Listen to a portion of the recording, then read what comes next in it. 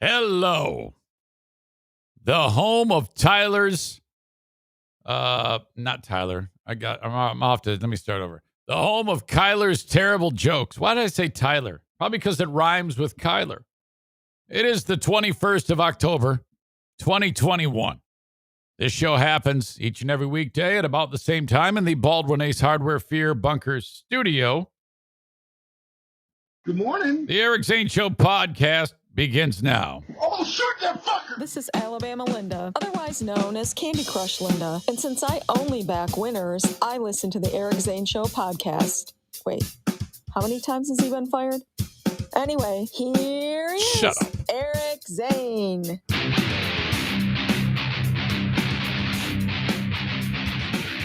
Yeah, let's go.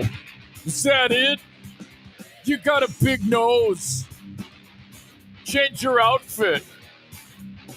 Kyler, sit down and don't ever use those jokes again and write some new ones. You suck. You're about as subtle as a sledgehammer in the face. My God. Patriot Nick says, careful, everyone. We warmed up the ban hammer for y'all. Sarah Rookruck Rouge says he's early. Well, not really. It's about the same time. Okay? And it's a podcast. Yeah. I have to be more on time.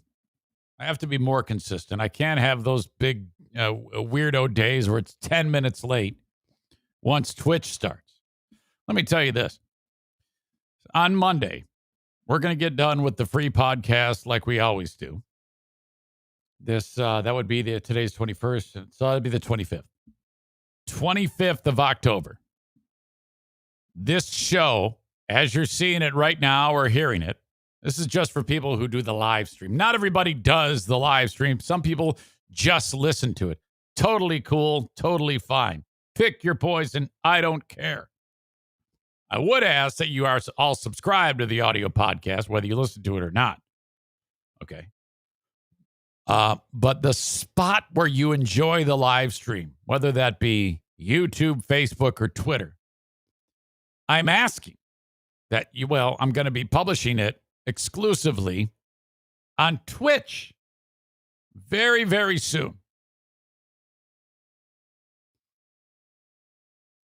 Starting on Monday, though, I'm going to finish this podcast the same way you're watching it now, and then I'm going to go onto the Twitch platform and do some test minutes, if you will. Basically, I'll start up everything again, talk about a few things, make fun of Kyler, and basically just get myself accustomed to the new format that will eventually overtake the way I do the live stream now. All right? See how that works? So, if you're on the live stream, just remember, it's very important that you go to twitch.com or twitch.tv, same thing. I'll just say twitch.com/Eric Zane Live. Okay? You click on that bad boy and follow the page. On Monday, I will finish the live stream of this show. Immediately go over to that, click on it. You'll all get notifications saying, Eric Zane is live on Twitch. Oh, my God. And then off we go. Now, some of you have been like, well, wait a minute. Don't we have to sign up with Amazon Prime? We'll get there. But don't worry about that right now. All you need to know, remember I told you that I will lead you to the promised land by your sweet little hands. When I get done with this show on Monday, the same way you're watching it right now, I'm going to go right over to Twitch. I'll give you fair warning, and it'll be great. You're going to love this. There is so many different options and little things and that I can utilize that'll make the show that much more fun. I have the option of multiple cameras. Like I can get another camera in here. Like I have a GoPro in the other room. I could hook that up And it would just pop up as the couch cam, the dog couch cam. I could have cameras set up in my house if I wanted to that I could go to, like the NFK cam. See if he's sitting there. I don't know if he'd like that. I don't want to spring that on him. And there's all sorts of things on there that I don't have any idea even what they are. But there is as time, all I was looking to do with this was, okay, guys, all I want is to be able to just go live the same way I am right now. And then I'll learn the rest as I go. And they're like, yeah, absolutely. The suggestion for the NFK toilet cam. Boy, that would be something. The Bush Beer shit cannon. That is a horrible idea, but a funny idea. All right. So again, if you haven't done it yet, twitch.com/Eric Zane live. Now, if you remember, I was talking weeks ago about a different place to go, twitch.com/Eric Zane, and a bunch of people followed that. Well, that's no more. It's twitch.com/Eric Zane live. Totally different place. If you went to /Eric Zane, that's not going to be the spot. Okay, I know it's confusing, but we were off to a rough start. Kitchen counter crumb cam. GoPros are waterproof. No. Twitch.com/Eric Zane live. I had like 100 people on the first one. I've got about 60 on the second one. So I should have all of you the same number on Eric Zane live as there was on Eric Zane. So forget twitch.com/Eric Zane, twitch.com/Eric Zane live. Go there right this minute. Follow the page. There you go. These short little vignette shows will take place starting on Monday. Maybe like a week's worth of those shows. Now, those aren't shows. Seriously, it's just a handful of minutes of me talking to you, getting used to what we're looking at. The camera shot is a little tighter, and there's a nice frame around it that kind of moves with my logo. And in the corner, like you see where Bruce is right now, and then the opposite corner where the stuffed animal is, and this little keyboard here, there's going to be a slideshow of the sponsors' logos. So essentially, it eliminates the need for the signs because the sponsors are constantly circulating on the show. And because the tighter shot, you don't see all of the signs in the room. But it's going to be fantastic. Here be Rabbit that says this Twitch change has been a tedious ordeal. Well, it hasn't, asshole, because you haven't had to do anything. And so, no. When are you going to learn that when I believe in something and I'm encouraged by it and I enjoy it and I know it's great, and you fucking spout off like that, eat 300. I hope you're hungry, you stupid asshole. The fuck is that all about?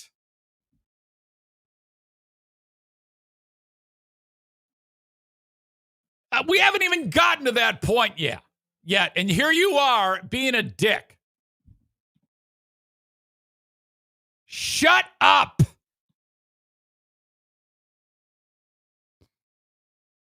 Patriot Nick says, I warned y'all. Thank you. All right. A tedious. How the fuck has it been tedious for you? It hasn't even been tedious for me. All I've asked you to do is I've been promoting. Go to twitch.com/whatever. In this case, Eric Zane Live. Ooh, big deal. You had to go to one, and then that got screwed up, and now you have to go to another one. Oh, what are you going to do? So difficult. Holy shit. Oh, no. What a tedious, terrible thing you have been put through, my little snowflake child. Shut the fuck up.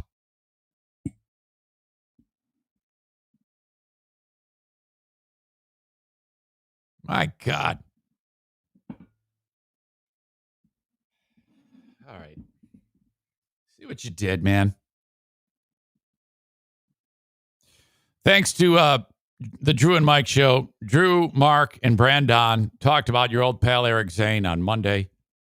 Man, I tell you what, whenever that happens, I get a huge bump in downloads on the audio podcast. And that, my God, yesterday was like, I'm looking at the numbers. I'm like, what is going on here? You know, I'm used to a certain number of audience, and then it like doubles. Got a great kiss. Thank you.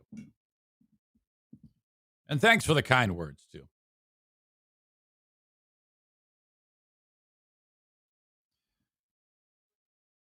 Hey, honey, how are you? I'm good. How are you? Are you up and around? I am. So you don't have to go to work today, right? No one needed me today.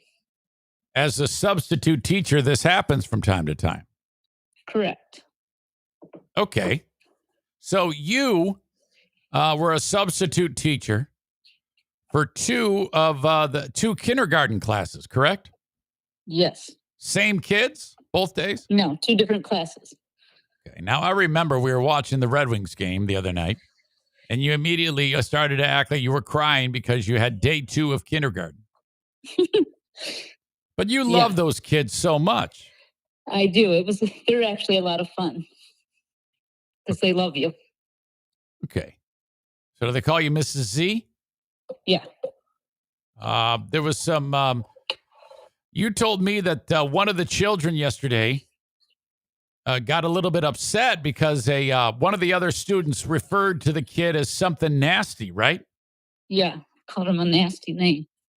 Can we say the nasty name? Yeah. Okay. Sassy mouth. Sassy mouth. One student referred to another student as a sassy mouth. Yeah. And the kid started crying over sassy mouth? Well, her feelings got hurt. I know, but that's sassy mouth? Does this kid not have any brothers or sisters, perhaps?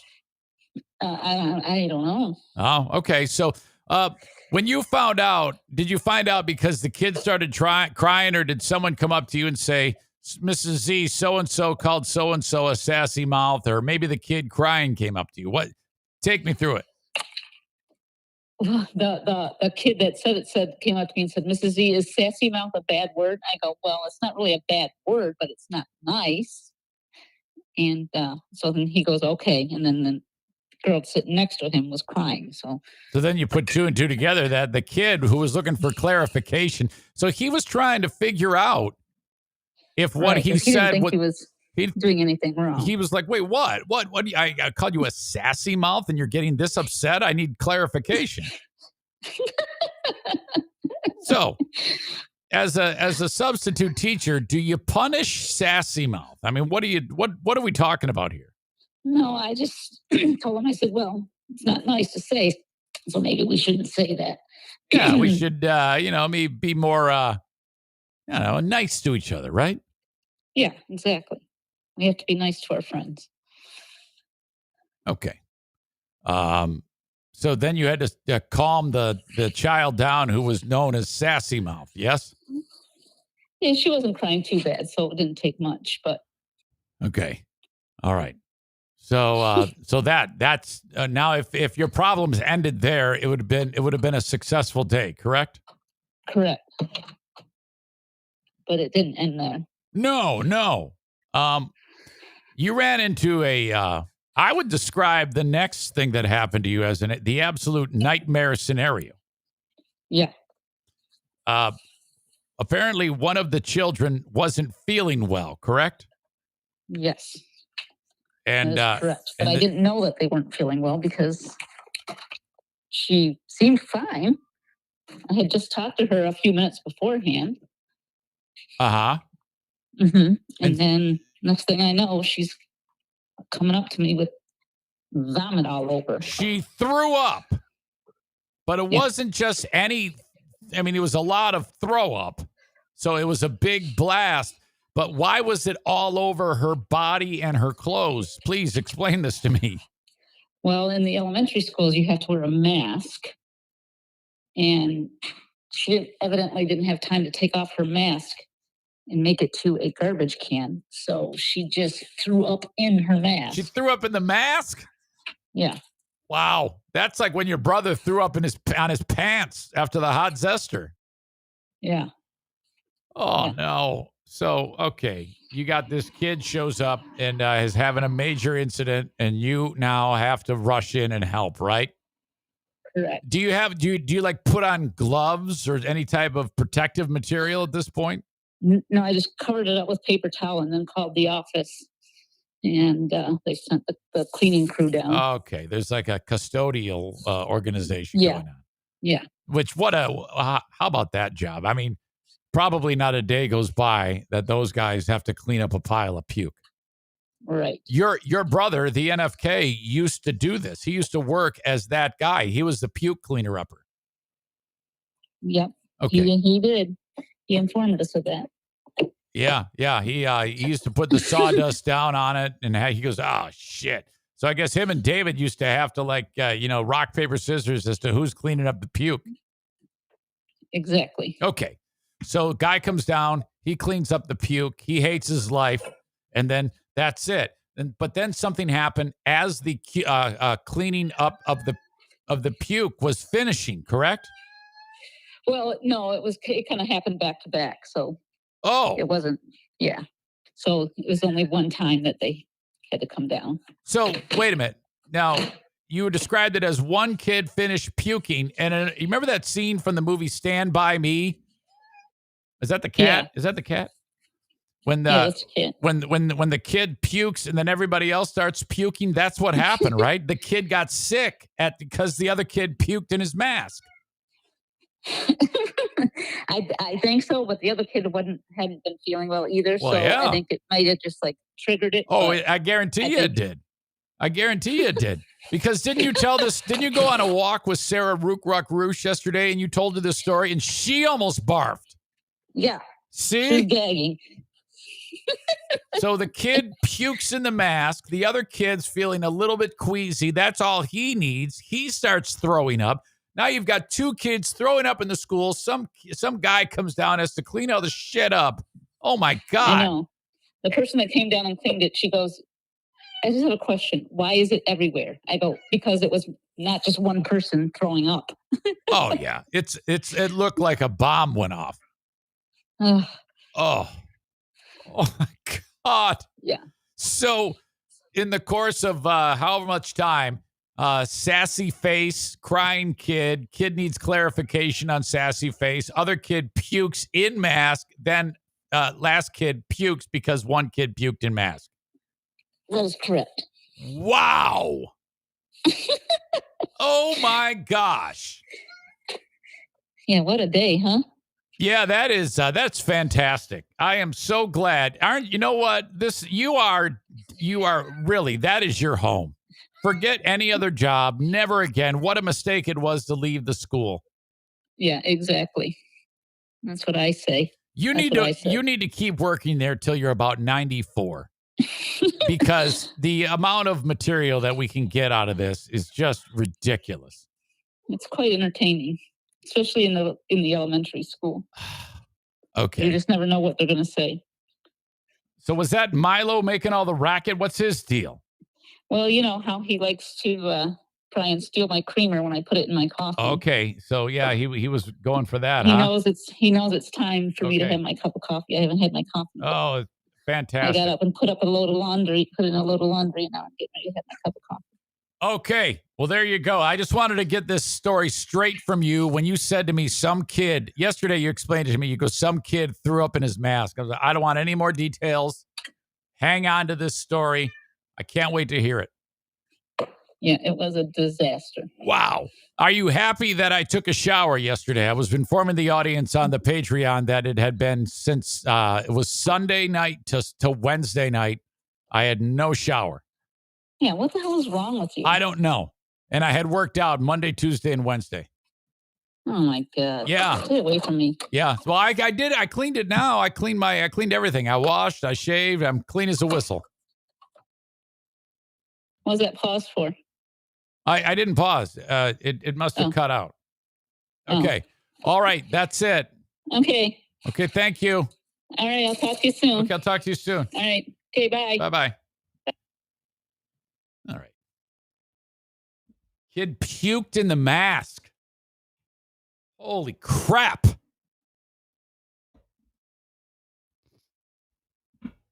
My God.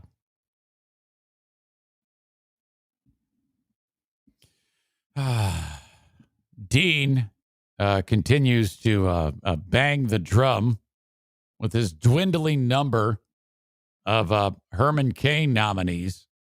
And the kid was wearing a useless mask that doesn't work. Well, no, I disagree. It definitely worked. It made a huge mess. And it was working ahead of time. Trevor, I'm still not talking to you. After you ate your 300 seconds, you're back for more. Watch it. The fuck, man? Where did that come from? An ordeal. Twitch it hasn't been anything. How could you say the transition has been an ordeal? All I did was had you go to a spot online and click a button. How is that an ordeal? Yeah, you earned asshole of the day points right there for that. Fuck. Derek says, I couldn't be a janitor. I'd puke while cleaning it up. Dirk says, and he also says, I bet that smelled great while having to cover it up. Hot milk vomit eruption. That's awful. And then this is the first phone call with the Queen of the Forest where she wasn't demolishing drywall or running a blender in the background. Hey, radio guy, get her a better microphone, says Ed Ryan. She's on the phone, Ed. What do you want? You want her to have a podcast set up on the other end of this? Everybody is critical today. What is going on here?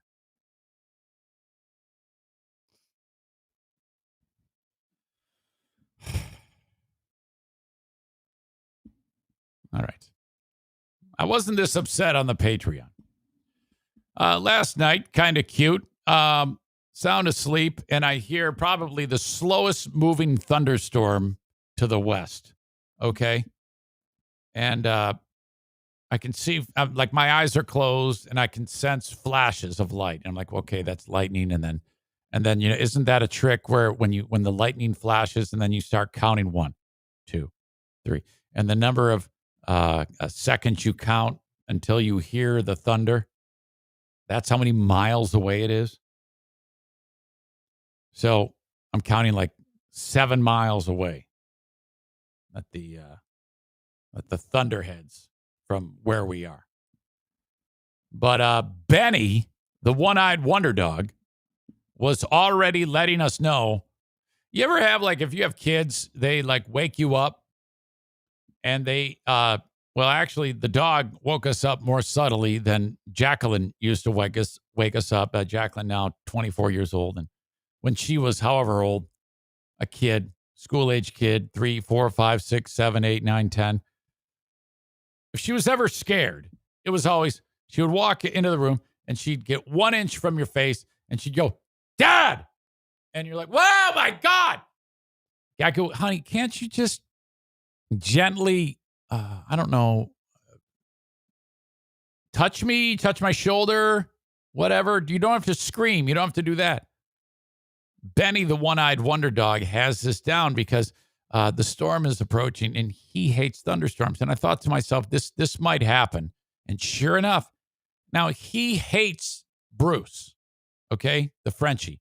And the reason why he doesn't like Bruce is because Bruce always steals his babies, stuffed animals, Well, so he doesn't want Bruce around. He doesn't like to be anywhere near Bruce because Bruce always steals shit from him.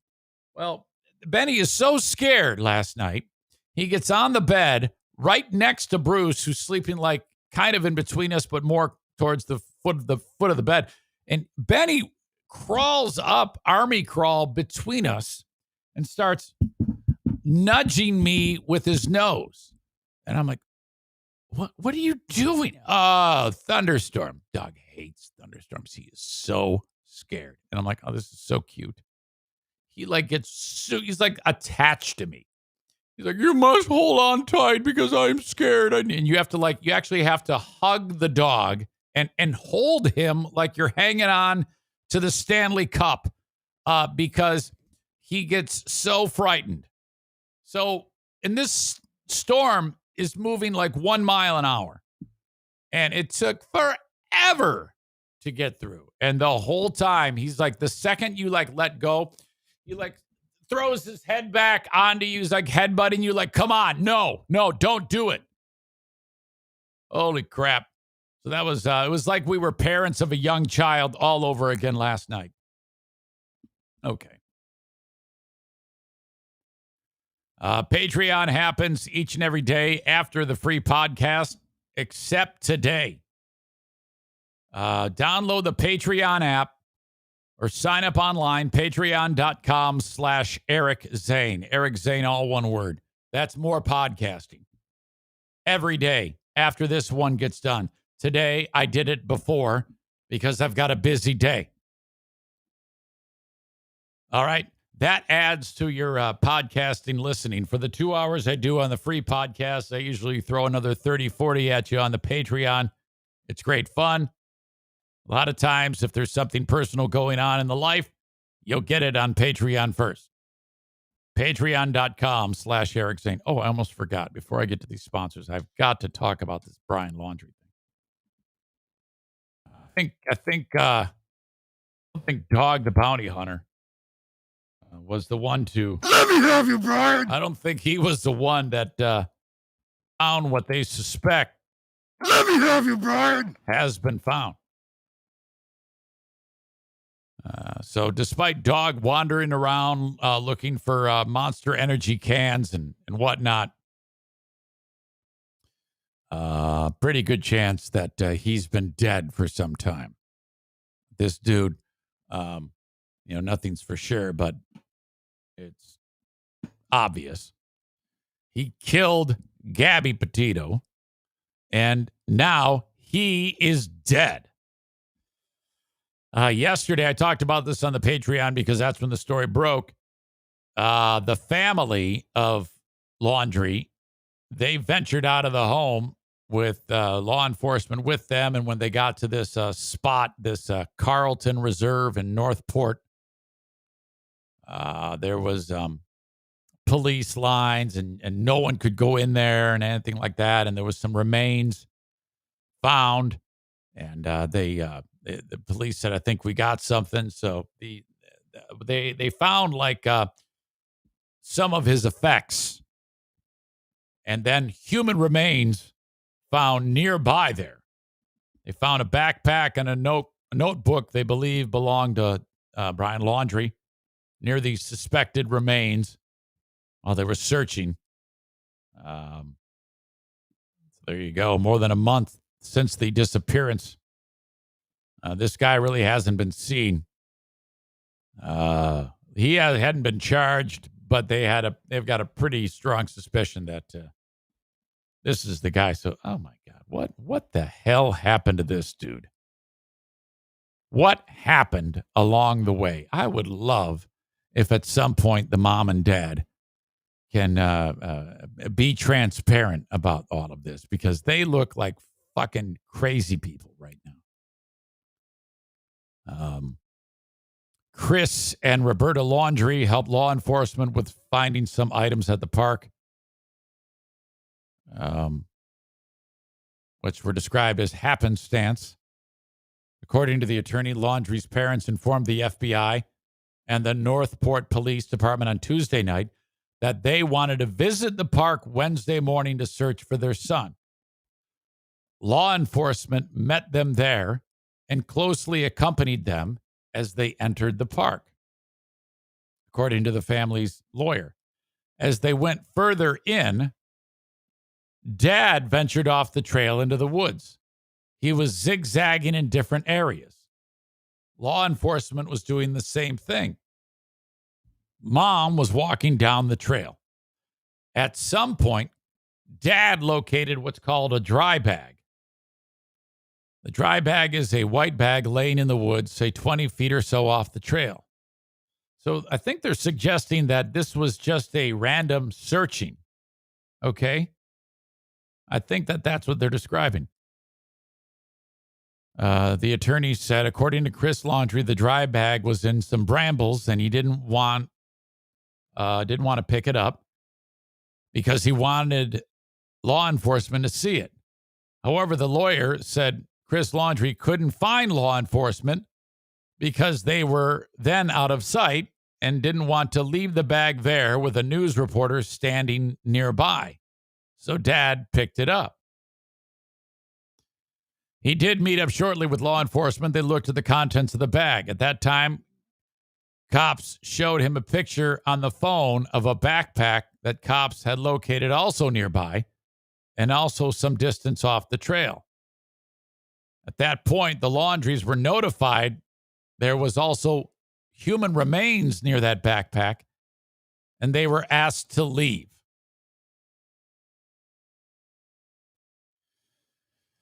Weird, though, that Mom and Dad happened to be there when all of this was being discovered, but they described that as happenstance, so who knows?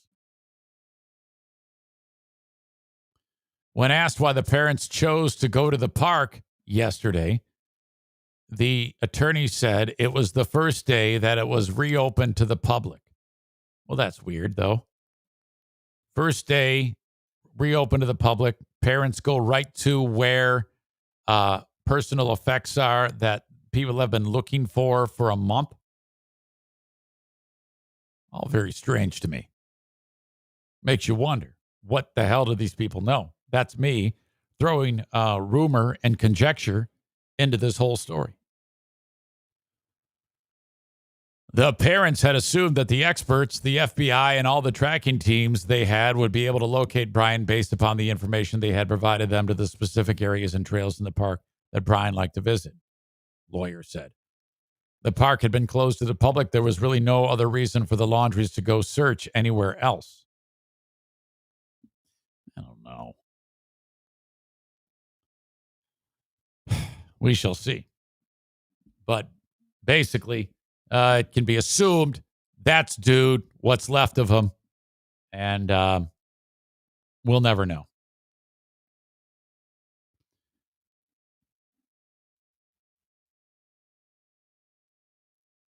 Chris adds to the conjecture pile with law enforcement had that park closed for a month, couldn't find anything. Mom and Dad find it in an hour.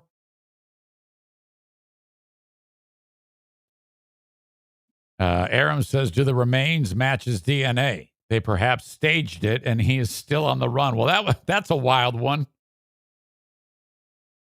Jesse says he's going QAnon conspiracy theorist on this too. Maybe the parents found a suicide note or something that indicated exactly where he was.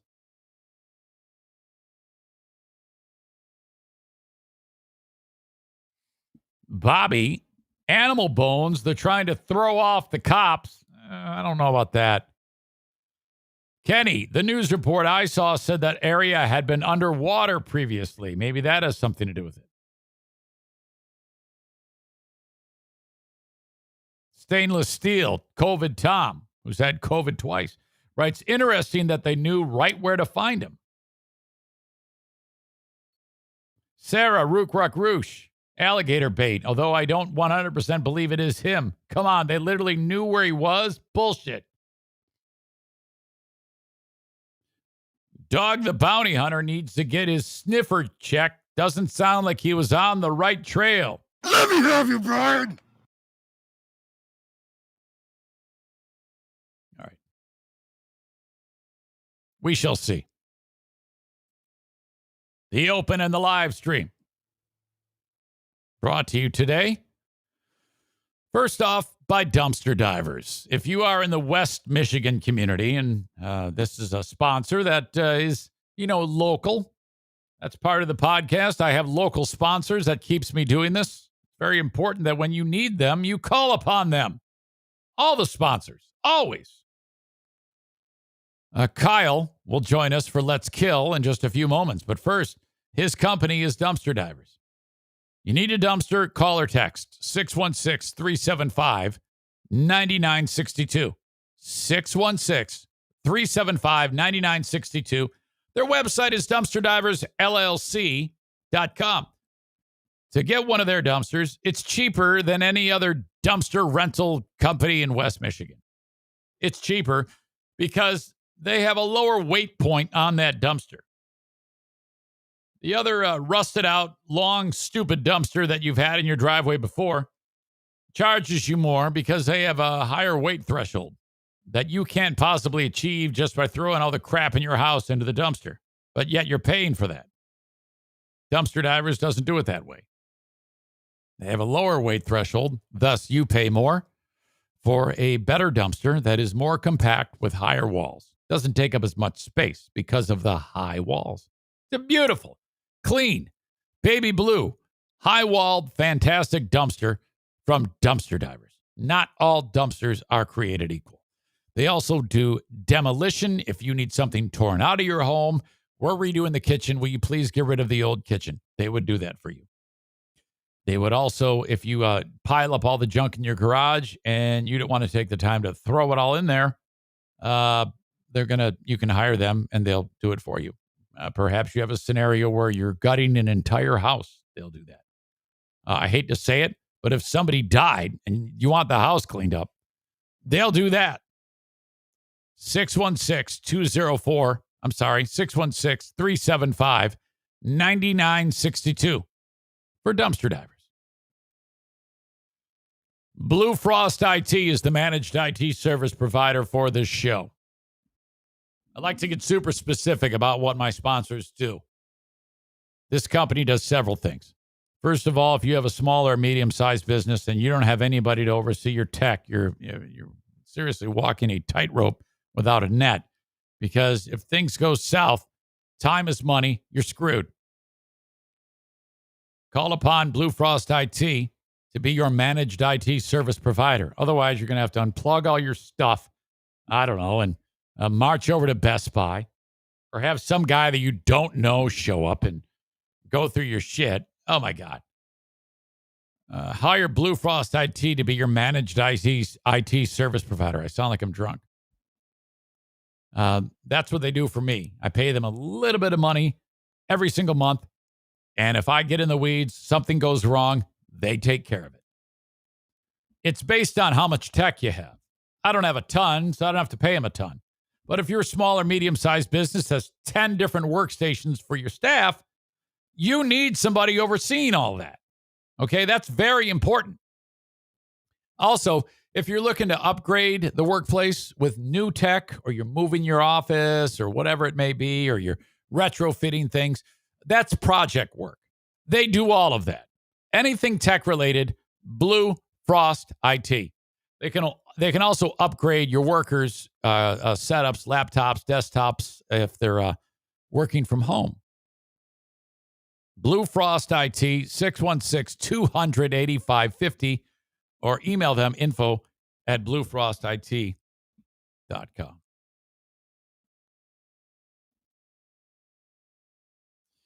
All right. I heard from Supreme Endurance athlete Mike Ball yesterday. He reached out and said that he had an interaction with someone. He's become kind of like a big deal, I guess. As more and more people listen to the podcast and figure out what I'm doing here, moments like this can take place. Mike Ball is out delivering Little Debbie, setting up shop at the area grocery stores, doing what he does, making sure that all the Meijer locations have their honey buns and their nutty buddies and whatever it is that they have, Swiss rolls.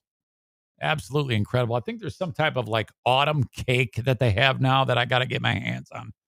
Mike, now that I have retired from running, I want a full complement of Little Debbie snacks at this household. He writes this. Dear Eric, I was out working, filling Little Debbie at a gas station. Rando walks up and says, "You really kicked Zane's ass. I'm assuming you're MB Distributing."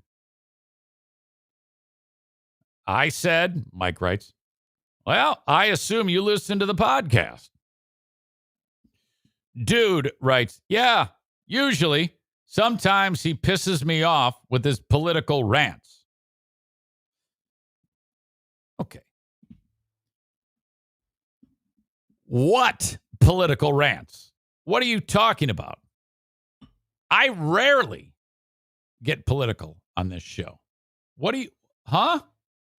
And first of all, why are you having this conversation with Mike Ball? Why haven't you reached out to me and busted my balls about your concerns? We need this to happen more. What is keeping you people in the audience from being so gutless that you don't have the nerve to reach out to me, Eric at ericzaneshow.com, and tell me to shut the fuck up? I mean, seriously, we need to have this dialogue. Okay? If I'm going to sit here and insult you on a regular basis, you better well do the same. You should do the same to me. Why? Why are you not? Why am I getting this second hand from Snack Peddler? You don't have the nerve to say that to me? Come on.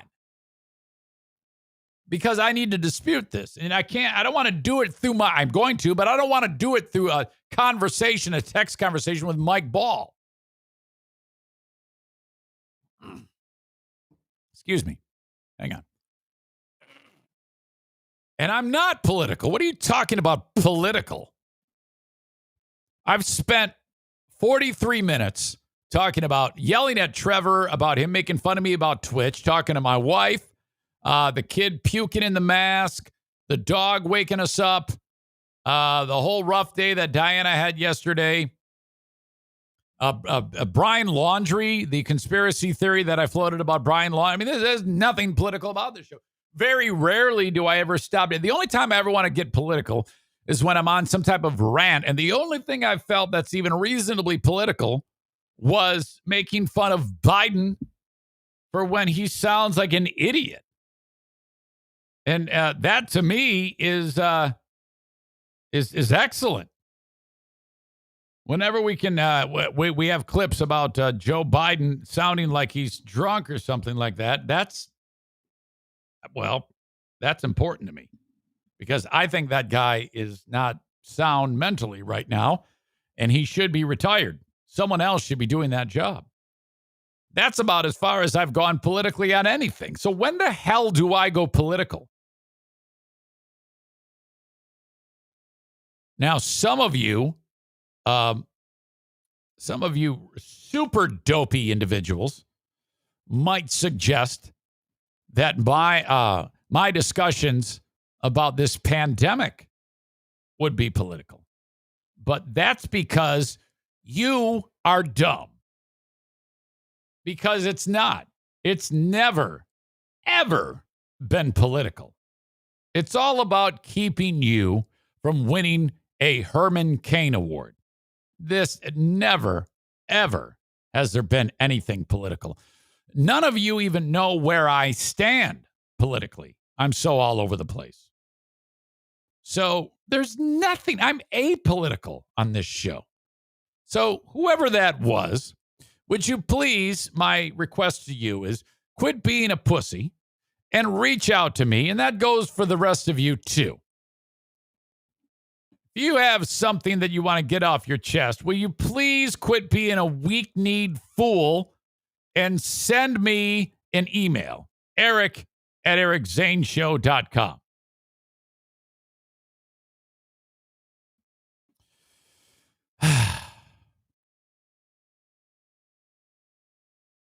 I think you're right, Marcy. Marcy writes, it shows that people think that COVID and the vaccine is a political issue. Not to me, it's not. To you dumbasses, you might, but I've never approached it that way. So I have nothing to do with that. So I'm not being political. you're political.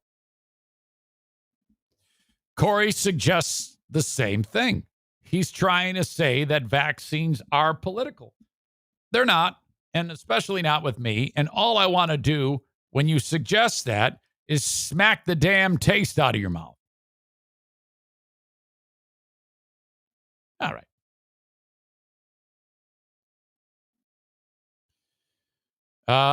Sam M writes, "You're a pro with the drops, Zane." Disagree. I don't have a much drop acumen when I'm running the mic. If I'm running the show and I'm talking, it's very difficult to do drops. If you want drops done right, you got to have another person running the drops. Bullshit, you're apolitical, though. Corey says, "Stop being a pussy. Call Eric a bitch to his face," I think is what he wants to say. Kyle writes, "COVID will only attack those of a certain political party." Yeah, that does seem to be true. Okay, yeah, this is about as far politically as I'll be. It seems to be more people of alt-right persuasion are dying. I'll tell you that. You know what? And you guys need the voters, so it's probably a good idea if you get vaccinated. Since you lost the last election, you probably don't want more of your kind to die, because then, you're like losing votes. So you should get vaccinated. My cousin John is here. John, you asked a question the other day that I can't remember what it was. It was something about someone having a surgery. Who were you referring to? You asked a question, and you asked something about someone had a surgery.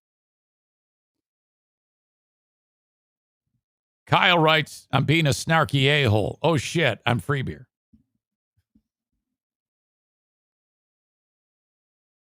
Oh, my dad. What surgery? I don't think my dad had a surgery. What the hell are you talking about? My dad had surgery. Maybe he did and I've forgotten. The last thing I remember with my dad was he cut his fingers off. So I'm confused. More specific.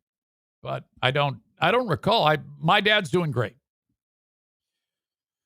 Oh, charity scam Mike's brother-in-law.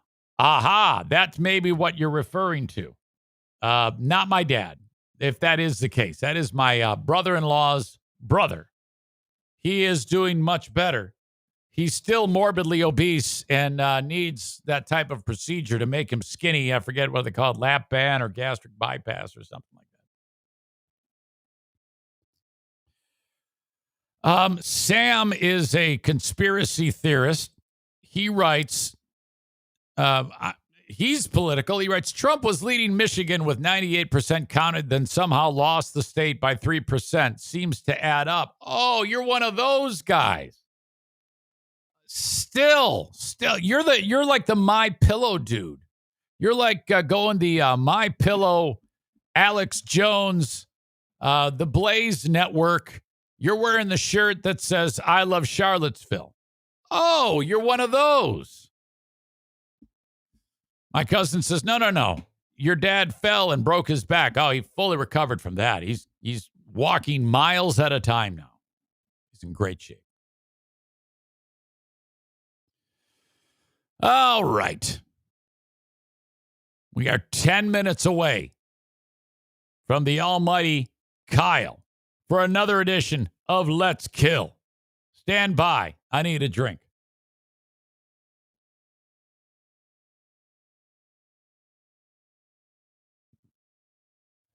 All right. I'm telling you're going to love the Insane Asylum this week. I'm about halfway done making it. I actually know that there's at least one of you that doesn't even know what that is.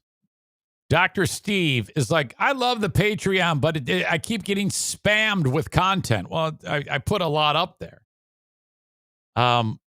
He goes, I love the daily rants, but I don't want what is this other stuff? Well, the Insane Asylum is me playing radio DJ. I actually have a gig on a radio station in northern Michigan called Q100. And they give me free reign to pick the music and say whatever the hell I want within reason. I don't sit there and tell people to go fuck themselves. That was Led Zeppelin. But so the show, I'm making it now, and I do 8 segments, and I post them. You get it all before it airs without any type of commercial or anything in it on the Patreon. That's what that is. And this week, JC's Tales from the Road talks about an incident in the late 1980s when the band the Traveling Wilburys was doing a tour. That band was George Harrison, Roy Orbison, Jeff Lynne, and Bob Dylan. Amazing supergroup. Backstage at a show in Spokane, Washington, JC from Q100 was covering the tour. He's a writer. And he's very dear friends at the time with the late, great George Harrison. Those two were like thick as thieves. So George Harrison and JC are kind of drunk. JC was really wired. He snorted a ton of cocaine. And Harrison revealed to JC that he couldn't stand Roy Orbison. And JC says, well, let's go kick his ass or break his glasses or something, because Orbison would wear those shades on his face. And George Harrison from the Beatles was super non-confrontational. He's almost like a timid, meek dude, He was just telling tales out of school to JC, and JC said, well, I'm not that way. Let's go fuck this guy up. And so that's where I'm going to leave it. You need to hear the rest of that story in JC's Tales from the Road as to what happened next. It was a first in the history of rock and roll based on what happened next. And frankly, I can't believe that JC is so loose with the lips on telling these stories. But it happened. And I'm going to feature that in the Insane Asylum. Excuse me. The rest of that story happens. The JC's Tales from the Road always happen at the end of segment 3 of the 8 segments on the Insane Asylum. Absolutely insane. One of the wildest stories I've ever heard. Adam says, I remember hearing about this. I heard the tape of him calling him Roy Four Eyes. Uh-huh. Kent adds, Tom Petty was in the band. Not at this point. The first Traveling Wilburys release, no Tom Petty. Not true.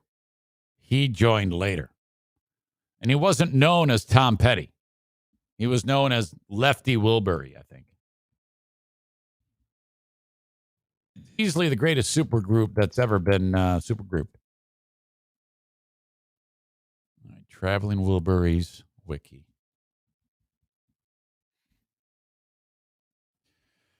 Let's see.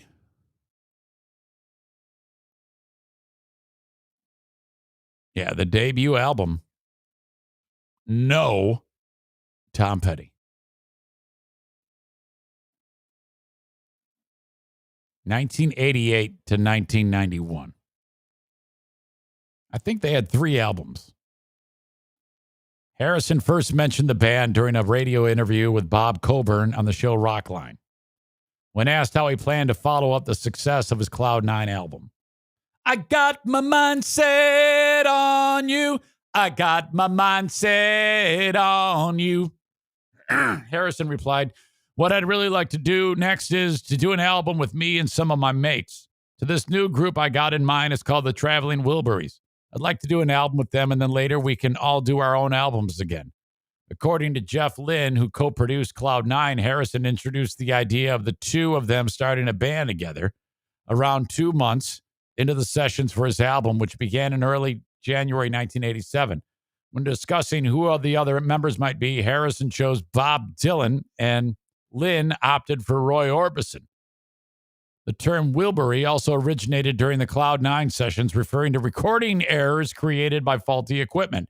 Harrison jokingly remarked to Lynn, we'll bury him in the mix. Wilbury. Therefore, they used the term for any small error in performance. Harrison first suggested the Trembling Wilburys as the group name. At Lynn's suggestion, they amended it to the Traveling Wilburys. Aha. So that was it. Where's the Tom Petty introduction? The band members decided to create a full album together. They made the videos. Then, yeah, I swear to God, Tom Petty was not in that first incarnation of the band. They added him. I'm telling you, they added him. But I don't want to sit here and read this. You'll have to find it on your own. All right, what about Damn Yankees with Ted Nugent and that guy from Styx? Okay, all right. Yeah, I liked that band. It was some great classic butt rock. You had Tommy Shaw from Styx, Jack Blades from Night Ranger. You had Ted Nugent and Michael Cardelloni on bass. Don't Tread on Me. Of course, Ted is going to be in a band where the song is called Don't Tread on Me. Coming of Age, which is another kind, one of those rapey Ted Nugent songs. All right. I'm completely getting off track here. I did not want to talk about any of this. Be joined in moments by Kyle from freaking Dumpster Divers. All right. I had a piece of video, and now I can't find it. Where is it?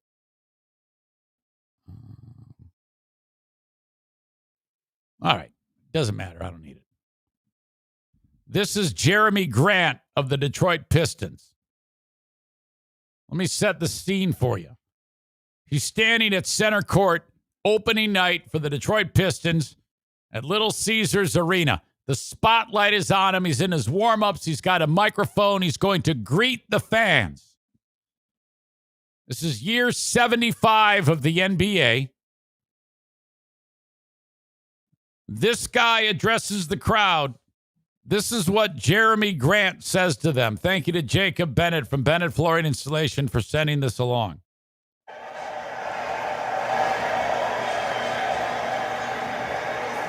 How y'all doing?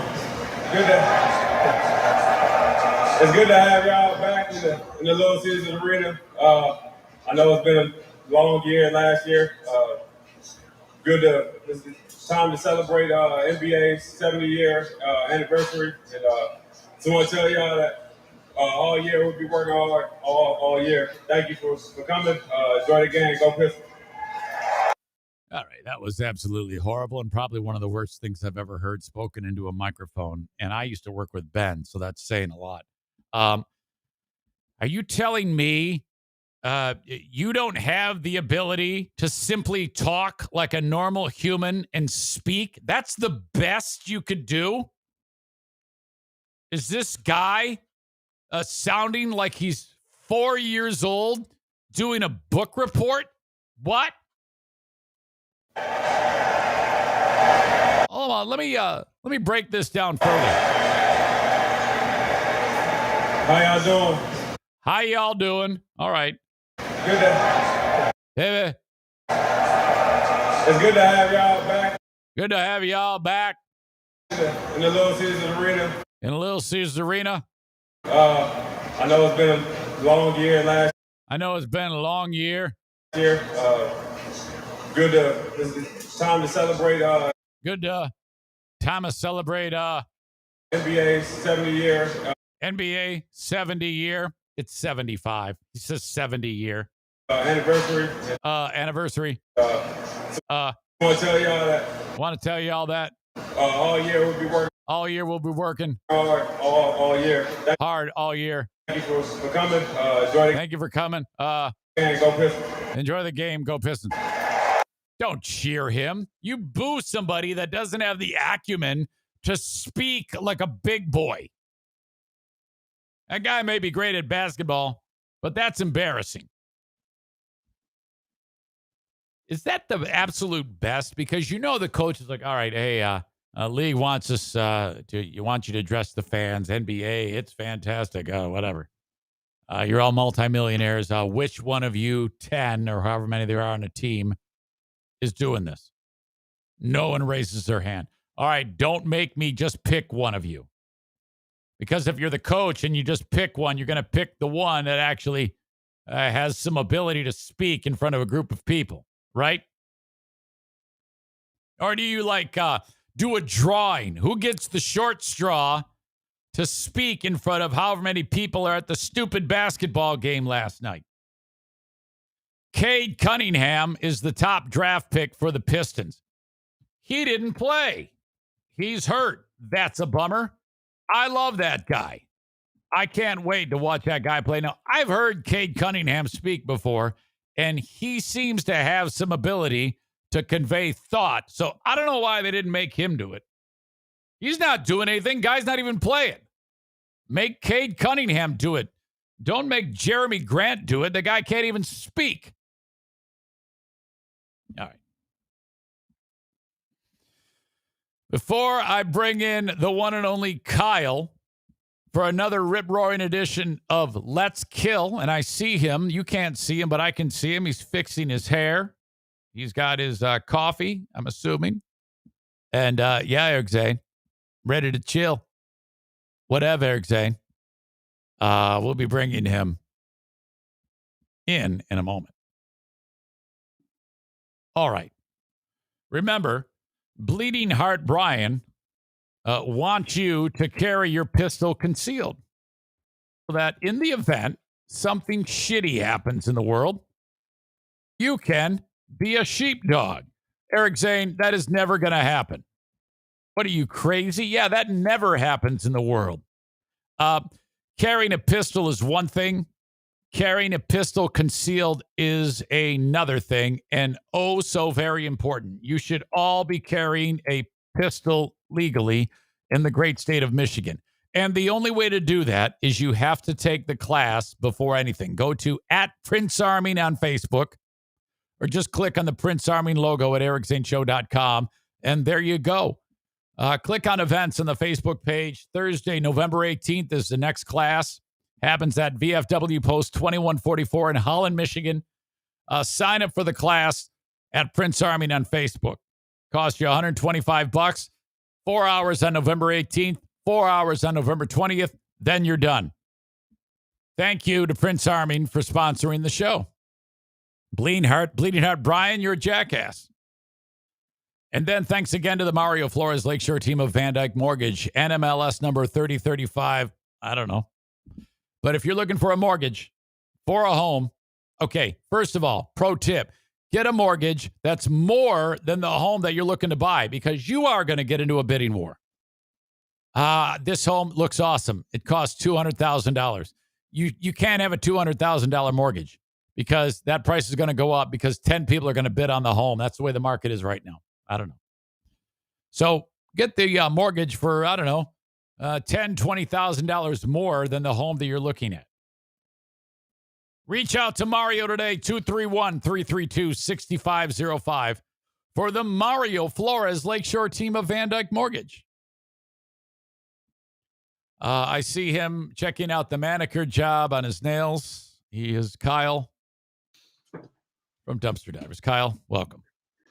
I've never done my nails in my entire life, but I know what you're talking about. I just clipped them last night, so I was just inspecting the quality of the clippage. You know what I mean? Absolutely. Cuticles, they kind of, mine always look really wonky. I just kind of like bite them and then they start bleeding everywhere. I've never been a nail biter. Can't do it. Freaks me out. Yeah. I bite them and then I roll down the car window and go. I spit them out the window because I don't want them to pile up in the car. But occasionally you get one chunk in there. It's like, oh God. I used to work with a guy who he's world famous. He goes by the name Free Beer. And he used to actually bite them. And then for the longest time, I would notice that when he would bite them, he would never make the move to pull it out and throw it away. And then I would hear like a strange, like a clicking noise going on, like he was biting like a peanut or a shell or something. And then I asked him, I go, hey, what's going on there? And he said, yeah, I consume those. I eat them. I bite them into bits and then I swallow them. What? Think about the fiber content. I mean, he was taking good dumps, man. Yeah, he's a weird dude. Just an odd duck. It always has been the weirdest fucker you could possibly imagine. He eats that shit, and he is, he's a sick, disgusting fool. Anyway, how are you, young man? I'm doing good, dude. I was just reading these. Look at my guy Dean Root over there, dude, blocking the zipper lane. This is good stuff over here. Is that what he indicated that's what he likes to do? Yeah, he said I'd be proud of him, and I am, and I feel good about that. Yeah, that doesn't surprise me. He's kind of like a wild card like that. I suspect nothing less. First thing I got to do is talk about the terrible thing that's happening in my life right now. Let me tell you how. There's really no supply chain of dumpster divers, but let me tell you how the supply chain surrounding dumpster divers has affected the business. The local Panera, right down the road over there, decided labor shortage is killing us, so they changed their hours to 9 a.m. is when they opened up, right? What? Yeah, so 9 a.m. open time for Panera now. Now we open at 8, right? And before they're open at, I don't know, 5, 6. I don't know when they used to open up, but they used to be open up pretty early, right? So now we're over here going, how the heck are we supposed to start our day without going to get our we have like a little mini morning meeting, which is we stand there and tell jokes as we're getting our coffee. And then we roll out. How the heck are we supposed to do it when they open at 9 a.m.? You know what I mean? So like I was joking with Amelia, I'm like, we're just going to start telling these customers that the earliest arrival is about 9:30. You know what I mean? Wow. Yeah. Because if that's not there, and that when I said you're probably drinking your coffee, you are not actually consuming the coffee right now. Can't do it. They decided to open up exactly the same time I'm supposed to be on this show. You know what I mean? Wow. Yeah. Tyler says, I guess Dumpster Divers opens at 9:30 now. Right. I'm like a little serious about it because like sometimes it's rough delivering a dumpster pre-coffee. You know what I mean? So now if you make it at home, if you are gonna make it at home, what are you making? It's all light roast, baby. I just get we have one of those K-cup things at home. So you go to Meijer's and get the Meijer brand light roast. You just plug it in, no big deal. Okay. Because I do light roast, but it has to be Starbucks Pike's Place. Oh, I see. You're a status guy. I gotcha. No. No, because even if it's Starbucks breakfast blend, there's a huge difference. Their breakfast blend does taste a bit. I know what you mean. Yeah. So in a pinch, I'll go breakfast blend, but Starbucks Pike's Place, same thing. Put it into the little K-cup dealio, so you don't have to, you like make your own K-cup. The reusables, I gotcha. Yes. Save yourself a ton of cash. Oh my God. But you've got that unlimited thing at Panera, but you paid to be able to have the coffee, and now you can't. I mean, this is bullshit. I know. Like part of it makes me think though, like when I really start putting it through the old brain, is maybe they should stop giving people unlimited coffee for $8.99 a month, and that's why they can't afford the labor. You know what I mean? Yep. All right. Well, so when are you bringing the dumpster over? I've said to you, come bring me the dumpster. Yeah, you know what? Let me look at the schedule right now. Although, when did you send that email? Like yesterday? yesterday I was screaming at you. Yes. Yeah. The day before I said, bring me a dumpster, bitch. Yeah, you know what? To be honest with you, I could probably bring it over later today. Nice. Yeah, I'll just do that. And we have your phone number now because you text us and you said something crazy. Yeah. What do you mean? Yeah, I'll just do it today because tomorrow's Emilio's he's on vacation this weekend, so tomorrow's just me and it's busy. Saturday is busy. Unless you want it next week. You said you were going to ask the boss. Well, if you drop it off, how does it price again? Is it a certain amount for a certain amount of days or something like that? Yeah, I think, you know what? Let me look you up because I bet last time you did. I think we did weekend. Yeah, I think you did a 3-dayer. Yeah, if I drop it off later today, we just pick it up on Monday. Yeah, we did. Yeah. Yeah, that's what we'll do. So if you did that, that'd be fine. You'd make the Queen of the Forest happy. Heck yeah. I'm doing it today. Okay. 0-6 are the Lions, and that last one was a real stinker. I mean, there wasn't really anything. I mean, you know how the other games, there was like they were in it and they came back, or long field goal they lost or something like that. This one was from beginning to end. They just got hammered. Now it's getting real. They suck shit. Yeah, man. Although we never do good against the Bengals. Like we're just terrible against the Bengals at all times. I don't know why. Well, I would argue that they're terrible against everybody at some point. I mean, you might have a point on that one. Yeah, it's been rough. It's been real rough. Me and Blue, we went to Chicago this weekend for a cons, and on the way back, I mean, it takes forever to get back. So I was listening to it on the radio again, and it was just unpleasant this time. We drank some booze. Yeah. And so, you're already low energy, and then you're just sitting there listening to that trash on the radio. It was rough. What was the concert? It's a band called Laney. It's like kind of, I don't know, I guess you call it like kind of poppy-ish, but also a little bit she calls it alternative rocky, kind of like chilly. It's like pretty, I don't know. It stands for LA, New York. Look it up. It's just, yeah, they got some pretty good songs. I'm a classic rock guy, but you can listen to them a little bit. Okay. How many people were there? A few hundred people there for this show? There was a lot. It was a lot of people there. You ever been to the Aragon Ballroom in Chicago? No. But it's bigger than the intersection, and it was full. It was way bigger than the intersection, and it was full. And there was like a second level too, where you can like sit on the balcony and try not to get Abe Lincoln. But yeah, there's a lot of people there. What was the Abe Lincoln's thing? Say that again. They had it's like a ballroom, so like up in the on the second level, they had like those little balcony things. Oh, like where Abe Lincoln got blown. I got you. So they had those up there.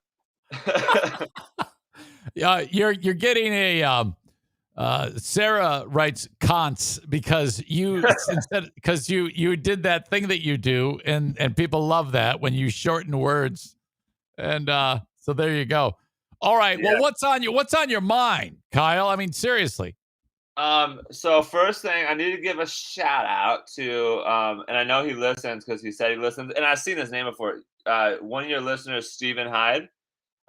He reached out to us last week, and we just went and gave this while we took measurements. Anyways, point is, we're probably gonna do some demo work for him for this other guy because he's like a general contractor or whatever. Yeah. Anyway, so we might we got to send him over that estimate, but no, that's good. That's good. Stefan actually is how he pronounces it. He's a wonderful contractor, Hyde Construction. So that's cool that you, through the podcast, you guys have kind of connected. You know, he helped build this studio, Stefan Hyde did.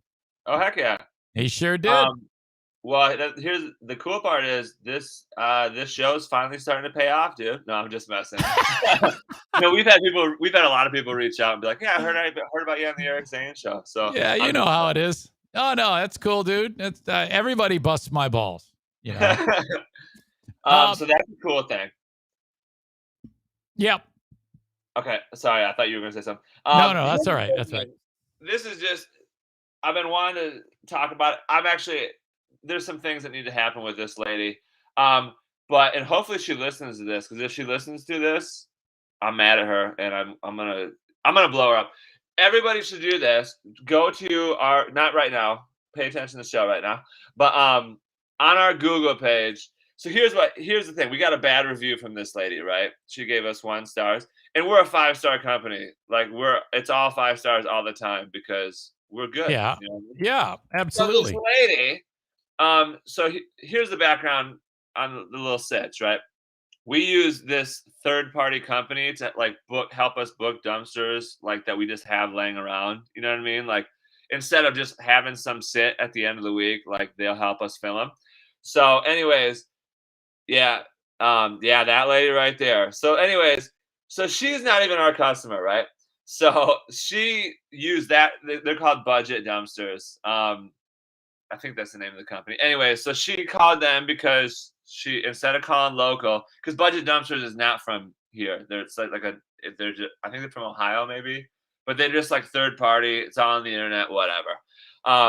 So instead of keeping it local, she called them, and then so she ordered a 20-yard dumpster. So we brought her out a 20-yard dumpster. So then she goes, "Oh, that's not a 20-yard dumpster." Which it is. So I don't know how to, you know what I mean? Like, I don't know how to argue it. So she disagrees with and took measurements. I don't know like what measurements she took, but she goes, "Oh, this is a 10-yard dumpster," which is not right. So then she tries to call Budget Dumpsters to ask them questions, and they won't answer the phone, right? Because I think it was a weekend. Right. So, and again, I guess this whole time she still thinks it's us. I don't really know.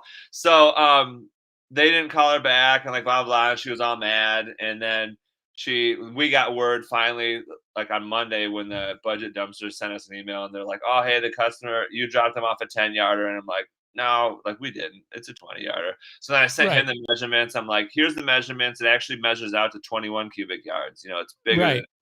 Because I was just gonna say, just so everybody's aware, it isn't just the length. It's the length, and then you have to throw the height and the width of it to give it to you. And though you explain that to her, she's just measuring the length of the dumpster. Right. So yeah. So anyways, then they were gonna reach back out, and I don't know what happened. So anyways, then she was like, "I want them to get the dumpster out of here because it wasn't a 20-yarder." So then when usually that happens, they didn't put anything in it, right? But I go there and that it's full. It's chock full, right? And I'm like, okay, so she liked the dumpster enough to throw stuff in it, right? Like 21 cubic yards worth of stuff. Anyway, so then we got it out of there. And then she writes us this bad review, right? And like in the review, she's like, yeah, I think the first sentence is, yeah, it was smaller than I thought it was going to be, which just, I don't know. Like, what did you think it was going to look like? Right. But anyway, so then she was mad about the fact that she tried to call and nobody would answer the phone, which we can't do anything about that because it doesn't come through to us. It goes through to them, you know? Yeah. Anyway, so then she's all mad at us and she won't, she gives us 1 star. So anyways, I tried to contact her a couple of times just to like try to explain to her the situation. She won't answer the phone. I left some voicemails. She won't answer the phone. I was trying to go through Budget Dumpsters. I'm like, listen, guys, like, this is your customer, not ours, technically. Right. So like, we need to work together to get this review taken down or edited or something. You know what I mean? Like, Anyway, so nothing's happening, right? So I'm very close because listen, everyone out there should know this.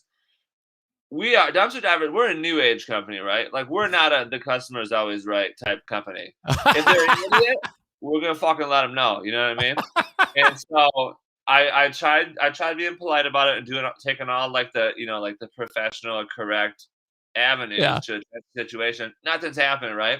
So I'm gonna call this lady one more time. She's probably not gonna answer. I'm gonna leave her voice. I'm gonna tell her, if you don't call us back by whatever date I come up with, I'll be like, I'm gonna respond to that review, and you're gonna feel real fucking dumb after that because I'm gonna rip her apart. Yes. It's not cool with me when people just are willing to destroy. I mean, she didn't destroy her, and we're still 4.9 stars, but we're a 5-star company. You know what I mean? And absolutely. And we're not the ones that didn't answer the phone. You know what I mean? And it's 21 cubic yards of a dumpster, and it's like I'm gonna lay it all down for her, and then she's gonna feel just super dumb, and I don't want to do that to her, but I will. You know what I mean? Yeah, absolutely. I see her name. She's got a couple of reviews, and I'm guessing we could track her down because, you know, if you really want to go the extra mile, Patriot Nick writes, find out what she does for a living and bad review bomb her business. I like that. Oh my God. Adam says, I just reported her comment as not being relevant to your company. Right. So here's the thing, right? So we did that a bunch of times. Google, this is the problem. Google owns the earth and everybody knows it. And that's the word. You gotta jump through all these hoops just to get your business to pop up like where you want it to and like where it's supposed to. But then like, yeah, we did that too. We reported the comment and like they give you like 5 choices of like 1 sentence reasons and like very like there's not many words. And so like we click the reason and then they're never going to look at it. And then they'll auto email us back and be like, oh, we'll let you know if we have any questions about it. And it's just going into an algorithm. It's not, there's no person actually looking at it. You know what I mean? Right. Somebody made a good suggestion and says that I should try to get her on the phone as we speak. Oh man, dude, that's funny, dude. Do it. Just start like this is Eric Zane from the Eric Zane Show. You might know me from. Has there been any indication as to where she is? What do you mean? Like her house? Yeah. Well, I mean, yeah, I know where it is because I dropped the dumpster off there. Okay. Is it in Hudsonville? No. Do you know her phone number? I do. Do you want me to call her? I will if you want me to. I mean, you don't want me to. You don't want me to. No, I don't want to do it if you don't want me to. Well, I just never been in this situation in my life where I'm looking at radio. I'm going to call somebody on the radio. You know what I mean? No. I tell you what. I think we hold off on it. I think it's a great idea, but I don't. But I think I don't think we're there yet. You know, I'm actually making the decision. I mean, I want to do it, and everybody wants me to do it, but I don't. I'm looking out for you here. Yeah, I think it gets a little bit wonky if I do that. Maybe one day the time will call to be able to do that, but I think you need to handle this on your own because the last thing I would want is your lovely wife to get upset at me. Because she would be like, you know, I don't like that. And I want to stay on the good side of blue. And if I mess with your business somehow, that would be weird. Yeah, here's what I'll do. I'll call her and and then I'll be like, listen, if you don't call back by next Thursday at 9 a.m., we're going to call you on the radio, dude. Well, maybe I wouldn't say that though, because then she's not going to answer the phone. No, you can, if you give her another opportunity politely with what you have been doing, then maybe we revisit this, you know, and we try to get and honestly, the way I would approach this, I wouldn't just call her up and yell at her and say terrible things to her. Honestly, I would probably just say, "Hello, I am here with." And let me explain this to you. Maybe you could see, and we would like you to change your review. Would you please do that for us? Oh, dude, that's what I already did. You know what I mean? Okay. The voicemail I left was probably about 2.5 minutes long, where like that's how it started, and I explained the situation, and I was like, hey, like, I mean, I didn't say it like this. I'm being very blunt right now, but I was like, you're not our customer. You know what I mean? Like, you're Budget Dumpster's customer. Right. All nice, and I use my customer service voice, and you know all that type of junk. But yeah, I'm pissed about it because like Google's not doing nothing about it. The Budget Dumpster's not doing nothing about it. There's just a lot of things going on that's not happening. So yeah, I'm just not going to let this lady win eventually. No, I agree with you. And I'm getting, you can see the comments. They're all like, do it. Yeah. But Jason says, do it for all the small businesses out there. But yeah, I cannot do this. I can't with good. I don't want to put you in that position yet. We need to have another conversation. For sure.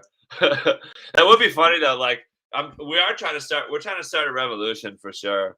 Because you know what I mean? Like, you see like online reviews everywhere, and there's just like these ladies out there just upset about stuff, and they're just laying it down. And it's like, dude, like, a business tries to cater to you individually, but the business is the business. Like, sometimes, a lot of these times, these customers are dumb. I mean, I'll just be honest with you. Like, a lot of times people will call us and be like, I need a dumpster like within 30 minutes. And like, if it's a full day, we're like, oh, like, can you do tomorrow? Or like, we just right. And then they get like mad at us, and they're like, "Oh, are you serious?" Right. It's like, serious? It's today. It's right now. I have the same feeling. When it comes to dealing with some of these anti-maskers and anti-vaxxers. I'm like, why are you so dumb? What the hell? And I'm looking at them right now. It's the same thing. I'm like, would you just listen to me for once? But they don't. They don't listen to me. Stupid. All right. Anything else, Mr. Kyle, that you want to touch on? It's almost 9:30, huh? Let's you got to go. We got to wrap it up. Yeah, we got to wrap it up, I guess. I didn't even get to say really anything funny, but that's no, okay. You did. I think it's good. I love the conversation with you. I tell you what, I look forward to these so much, because when you are I'm in a room talking to a camera with dogs. And there are 2 guaranteed times every week that I'm talking to a person, sometimes more. My dad, sometimes my wife, you. I love this. So anytime I can share a conversation, it's one of my favorite things. Heck yeah, because that's what it's all about, is just having a good time. That's what I say. Simple as that for me. Okay, I'll probably see you later on today. If I don't, just put it in the usual spot off to the side there. And yeah, okay. Heck yeah. All right, I'll give you a call later. All right, peace. Thank you. See ya. Yeah, buddy. One and only Kyle from Dumpster Divers. My wife and I, we went to Chicago for a cons. And then the, Lincoln up there, that's the place we got blown. We got tons of response to that. That is just, I love that guy so much. Josh, I hope the review goes away, but imagine Zane and Kyle trying to give a math lesson on next week's podcast. Well, I think we were close. I think if you're talking about yardage, square yardage, yeah, you're measuring various lengths and widths and heights and depths and things like that. So don't act like I'm not wrong, or don't act like I'm wrong. I know I'm right. Kind of, sort of. All right. I see Rick Steinebach in the audience from TC Paintball. He wanted to get her on the phone. Everybody wanted me to get her on the phone. I just can't. That's just the alarm's going off in my head. We're not quite there. That's a Kyle thing. I don't want to fuck up his business. Can you imagine if she then adds to the review that he's harassing her with a local podcaster? That might get weird. Ladies and gentlemen, from the world famous Cardiff Electric podcast, the most popular podcast on the internet. He writes, why are you dodging me, Erica? Cardiff, I am not dodging you. You have, in fact, I can bring you on the show right this second if you email me. I don't know if I have your email. Do I have your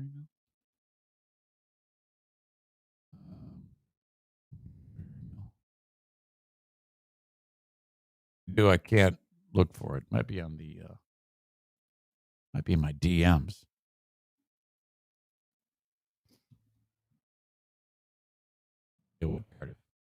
Send you a link right now.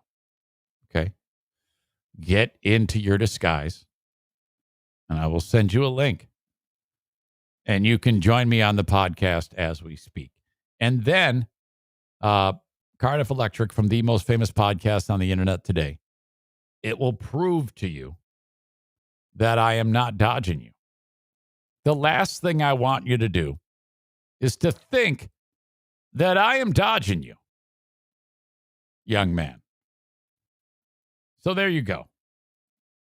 I have just I've just sent you the link. All you need to do, Cardiff Electric, is get into your disguise. Click the link that I just sent you on your direct message and Twitter. And you too will be on this show. It's not nearly as popular as the Cardiff Electric podcast. But I would like to think that there is a place for you on this show. You were kind enough to feature me on the Cardiff Electric podcast. So damn right, I would love you to be a guest on mine. If you join me, I need to know the format of the Karloff podcast, another podcast that you are somehow involved in. Similar to the Creep Off, it's the Karloff. Cardiff, aren't you a musician? Didn't I detect you playing a bass guitar the other day? Is that what I noticed? What is going on here? Well, we shall see if you are in fact dodging me. I gave you an explicit invite to the show, and I will remain patient and wait for you to see if you join me on today's podcast. Well, I sent it along. So either you're dodging me or you're not. We shall see.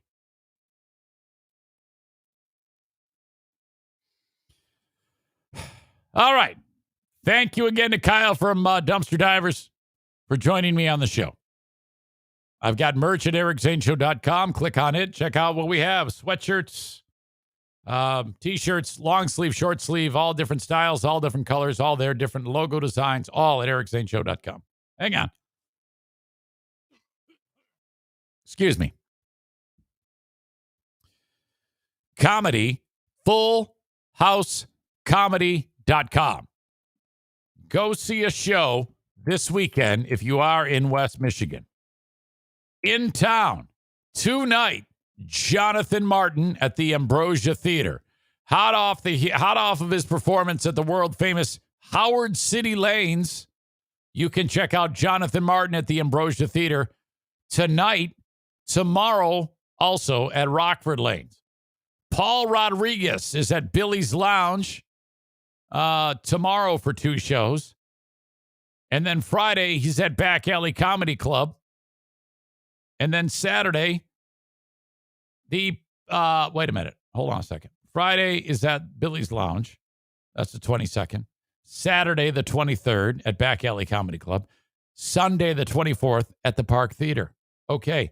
Paul Rodriguez, Jonathan Martin in town. Go see a show. fullhousecomedy.com.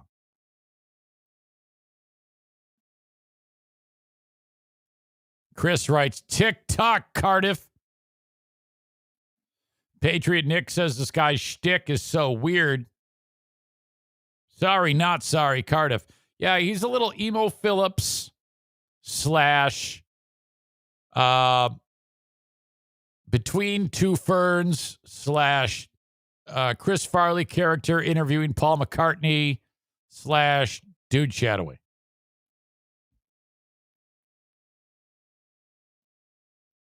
Still don't see you. Where are you, Cardiff? What is going on? I invite you to my show, and you're letting me hang. All right. Irvine's Auto Repair, Grand Rapids Hybrid, invites you to check them out if you need your car repaired. They've got a great, they're kind of like Dumpster Divers. That's a 5-star company right there. 616-532-6600. Irvines.com. That's ERVINES.com. You have a trusted source in West Michigan to get your vehicle repaired. For a lot of folks, when it comes to getting your vehicle repaired, that's half of it. There's that predisposition that people think that am I getting ripped off? You could be at any other place. It's possible. That will not happen at Irvine's Auto Repair, Grand Rapids Hybrid.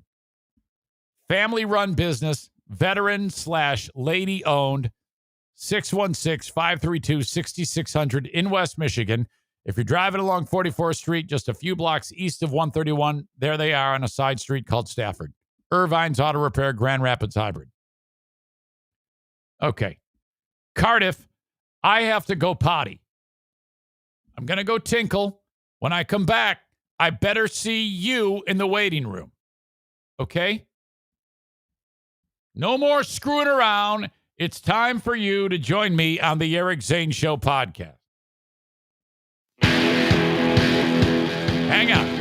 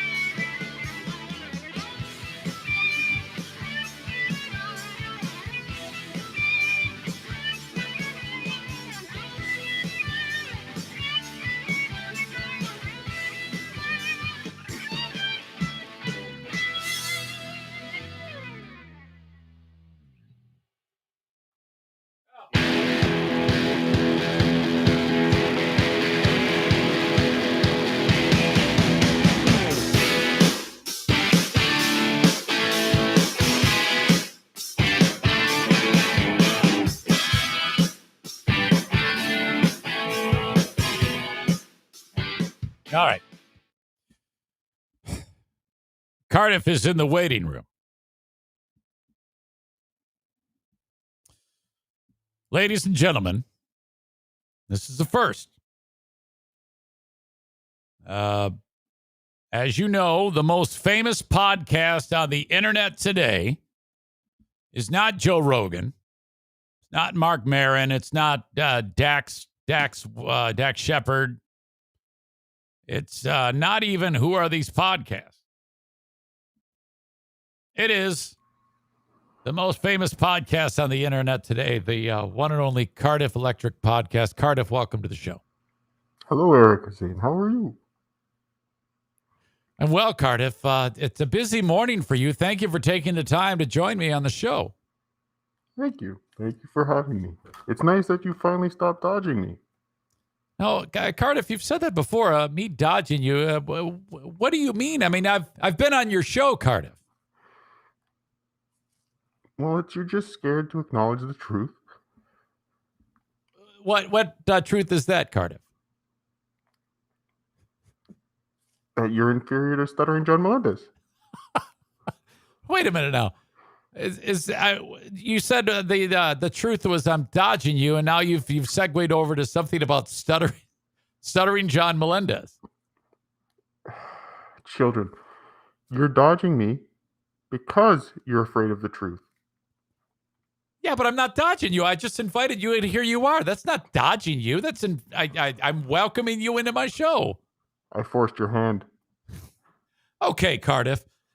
Tell me about your long history with Stuttering John, because now I would think that you two would be tight, but hasn't he blocked you from him? Well, that is the reason I'm on the show today, to drive awareness for the Unblock Cardiff movement on the internet. So Okay. please, to all your listeners, use the hashtag Unblock Cardiff on all your social media posts. Okay, Cardiff. That's all. you. That's all fair. I hopefully maybe that will catch fire, and John will see that. Of course, John's very busy and very popular. You know, he does a podcast on as well. That is his. Yes, very good podcast. Absolutely. He's been in movies. He's done a national radio show for many years. He was on network television. He was on I'm a Celebrity, Get Me Out of Here. He was the announcer and writer on The Tonight Show. Didn't he also, wasn't he, I did know that, wasn't he also the writer for the Kareem Abdul-Jabbar roast? Wasn't that right? Yes, that was one of the many things that he's written for. He's also written books, best-selling books. His band has had best-selling albums, gold and platinum records. Have you ever done any of those things? Cardiff, I can't say that I have. So, I mean, it's hard to argue with what you're suggesting. Yes. So please, everyone go to Amazon.com and order Easy for You to Say by Stuttering John Melendez. It's a great read. Does it hurt you knowing that you are blocked by Stuttering John, Cardiff? It's obviously a misunderstanding. That's why I am driving awareness through inferior podcasts such as yours. Cardiff, tell me about the Carl Off podcast. That's not. It's a new podcast, isn't it right? Isn't that right? It's a recent addition to the Cardiff Electric Podcast Network, where we discuss true crime and horror movies. Okay, so you kind of blend those things together? It's a separate segment. But it's its own podcast, correct? Because you invited me to be on it. I'm trying to figure out how I would approach it. So what we do when we have guest hosts on the Karloff, we compete with each other, where both hosts will bring a story to the show. Wow. Okay. I think I've heard that before somewhere. It's almost like it's been done before. And then the listeners will decide which was the creepiest or Carliest, as we like to say. Okay. I gotcha. Yeah. So next week on the show, if you will, stop dodging me and join the show, I would like you to prepare a Carl-based creep or Carla. That is acceptable. And we will see who the listeners think is more creepy. Cardiff, we're getting mixed reviews. Okay. Now, Patriot Nick loves you. Says, this guy makes me laugh. I don't care that the rest of you don't get it. I'm not sure what he means by that. What is he implying, do you think? This guy makes me laugh. I'm not sure. He's obviously a Donald Trump fan, so I'm not sure where he's going with this. Rick writes, this is super annoying. He is not a fan, Cardiff. So here's the deal. One of the worst things you can do on a podcast is read the comments from the listeners. So I would advise you not to do that. Okay, now, so basically I also do another podcast called Whom Are These Podcasts? And what we do is we correct podcasters' grammar. So if you would like, I could review your show on Whom Are These Podcasts? Or if you go to my Patreon and select the top level, the podcast school, I can review your podcast and give you tips on being better. Cardiff, I think that's a wonderful idea. And I think that adding that to your stable of shows, Cardiff Electric Podcast, Whom Are These Podcasts, the Carl Off, the Joe Rogan Experience is on our network as well. Yes, you added the Joe Rogan Experience to your network. That's what a get. I mean, seriously, that's to be able to get that. I mean, it's not as popular as some of your other podcasts, but that's still a very good get for you. It's growing. Explain the mask. That looks to be a very involved bit of masquerading that you're doing there, Cardiff. You know, that is a question I get a lot, especially from people in your part of America. We are concerned here about a disease, a virus going around called COVID-19. So because I'm in my podcast studios right now, I need to wear this mask to protect myself and my coworkers in the podcast studios. So that's why I wear the mask, to protect against. I wear gloves. Mm-hmm. We have hand sanitizer here. So, you know, we're trying to be safe. The most important thing at the Cardiff Electric Podcast Network is safety. I see. What is that behind you, Cardiff? That white thing? It looks like what you put or is that in front of you? What is that white thing there? Yeah, that. What is that? Is that your mic? Yes, it is. Oh my God. My microphone. Okay, I had never seen one like that. It looks like a toy. It is a blue snowball, available on Amazon.com. Use promo code Cardiff Electric and get 10% off. All right. Well, Cardiff, I tell you what, just you being here has absolutely made my day. Everyone in the audience loves you guys over there at the Cardiff Electric Podcast and your network of shows. I want to encourage them to hashtag their tweets and post unblock Cardiff, and perhaps Stuttering John will, let you back into the fold, if you will. Yeah, just correcting a mistake, a simple error, clerical error. All right, Cardiff, I appreciate your help and being a supporter of the show. Can I call you a supporter of the show, Cardiff? No?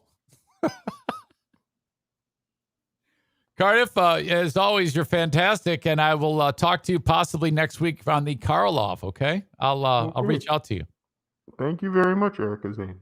Okay, Karloff, or Cardiff. I almost called you Karloff. So I'm sorry, Cardiff. I'm an amateur. What do you expect? Oh! Okay.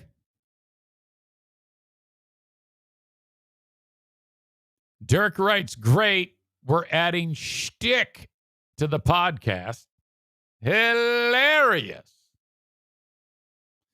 There isn't one of you outside of Patriot Nick who finds this in any way, found that in any way humorous. The Duchess writes, is this a joke? Dean, still stuck in this world, says the mask doesn't stop COVID, dummy.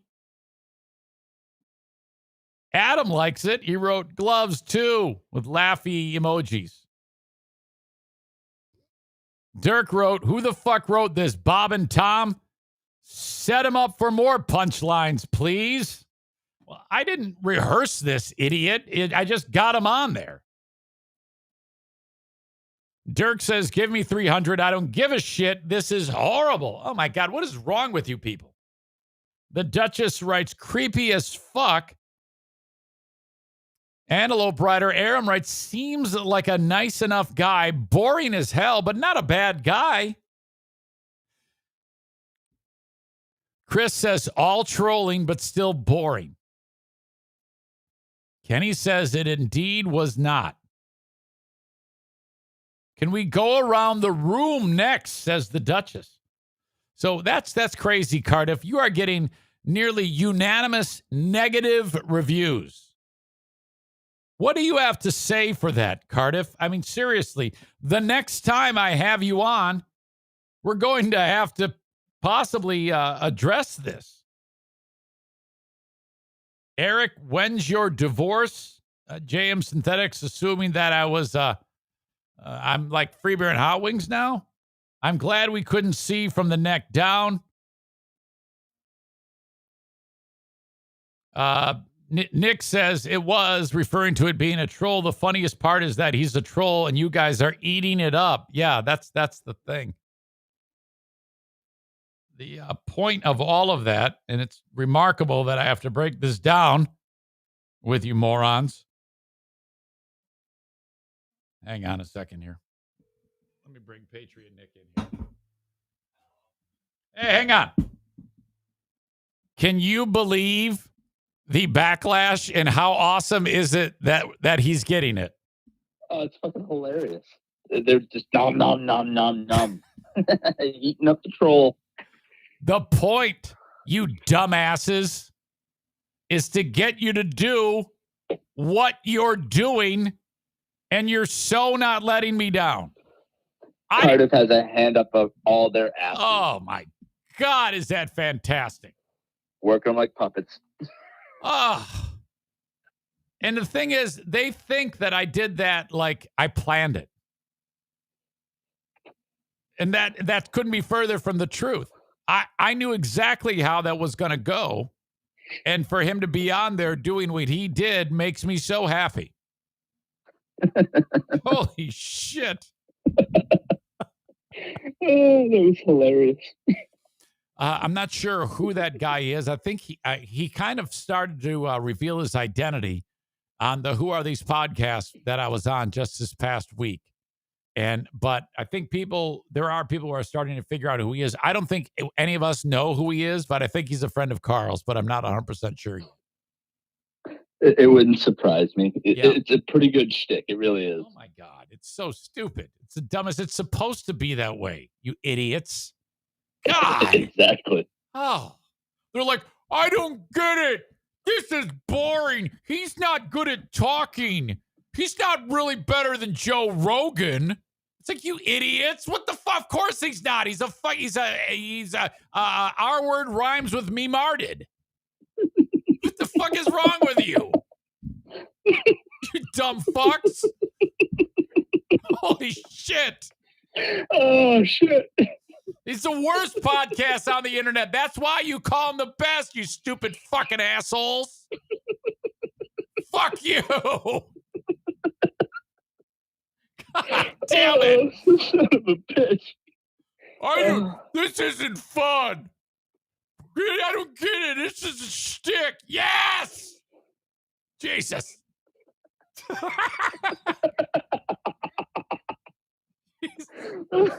Oh, my God. All right. I'm so glad you're here. I'm so glad. Thank you, man. God bless you. All right. But keep it between the lines. I'm not even driving. I'm in an office now. Dirk even goes, he wrote, who the fuck wrote this, Bob and Tom? You're setting them up for the punchlines. Dirk was such a mark. Oh, my God. Fucking morons. All right. I'll talk to you later on. All right. Talk to you later. Yeah. Come on, guys. You're better than this.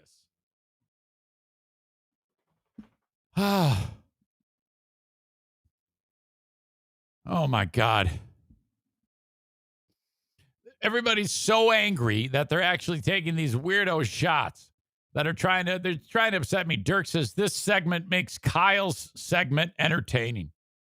Andrea says it was annoying. Oh. Aram says, no, you didn't plan it. It was just annoying. $20 says Cardiff is actually pedophile trying to get back on the show. No, I don't think so. Oh, you guys, man. That is fantastic. Makes me so happy. All right. Where were we? Hell, we're almost out of time. No, just kidding. Dave Chappelle.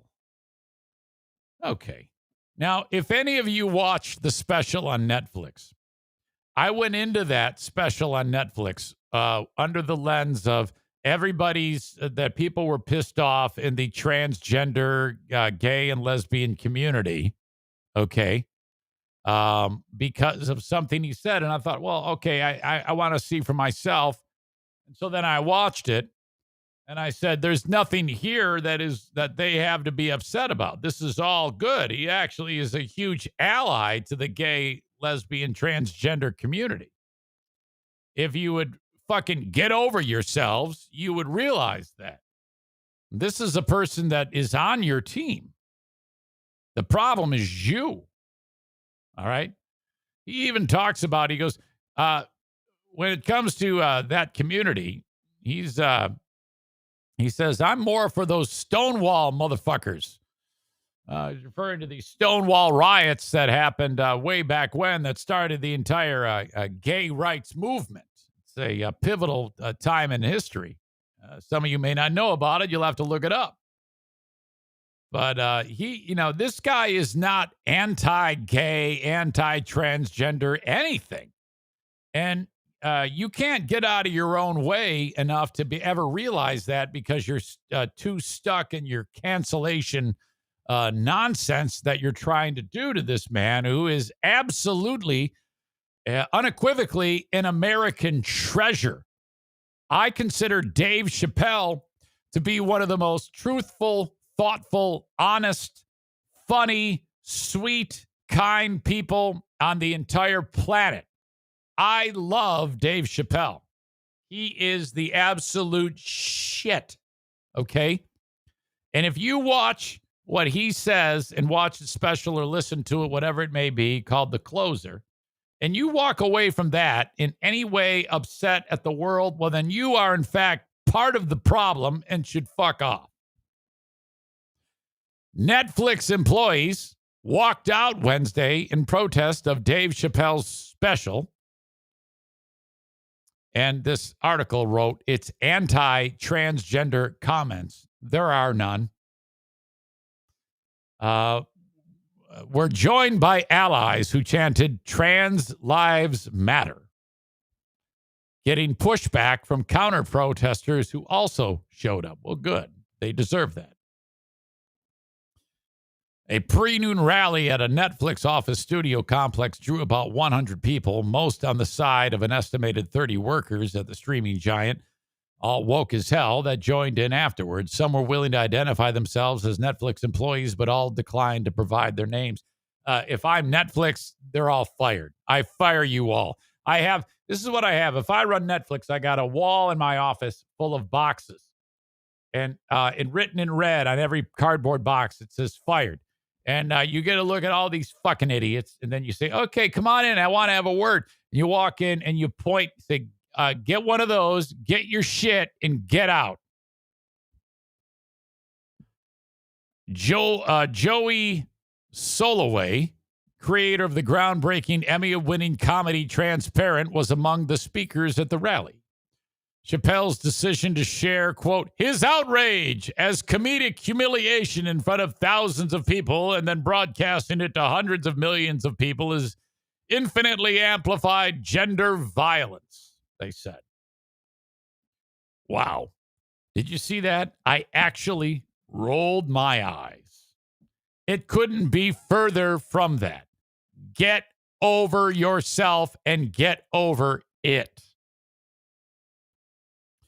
I want trans representation on the Netflix board this fucking week, the writer-director said. If I'm Netflix, I respond with no. Ashley Marie Preston, an activist and the event's organizer, addressed the rally and spoke to the Associated Press afterward. She said that calling out Chappelle for his remarks wasn't enough. I just go back to watch it. And I don't want to put words in his mouth or try to quote him as to what he says. You just need to spend a little bit of time, laugh your ass off, and enjoy what everybody else enjoys. Dave's great, period. He seems uncancelable to me, and that really makes me happy. And I think part of the reason why he's uncancelable, it helps that he's very thoughtful. It does help that he's black. It does help that he's been through a lot of shit because he's black. It does help that he has a history of walking away, as he indicated, when he feels that wrongs are being committed to him, despite it causing him great financial harm. He makes that very clear. Watch that thing. And then tell me, is this guy anti-trans or anti-gay? And if there's anything this guy says that makes you go, oh, no, wait a minute. You got to understand, this is a comedian. And the fact that Dave Chappelle puts himself out there and boldly plants his flag and says, fuck you, you're not going to cancel me. And here's what I'm going to say about it. And he doesn't give two shits. Tells me that there is hope for people who don't deserve to be canceled to actually get a leg up on those trying to cancel a person. In this case, him. Absolutely flat out bold, and I love it. And I love that there is all of this supposed blowback from these people, and there's articles being written, and every Tom, Dick, and Harry is talking about it, because you know why? That helps him. And this guy's got a lot to say, and he's thoughtful when he does it, and Dave is fucking fair. That's why I love Dave Chappelle. The way he, not only is he funny, but he gets out in front of it in the special and talks about all these accusations that have been made about him. And he is a surgeon in explaining his side and point of view about it, and is funny at the same time. The expertise at which he does it is just incredible.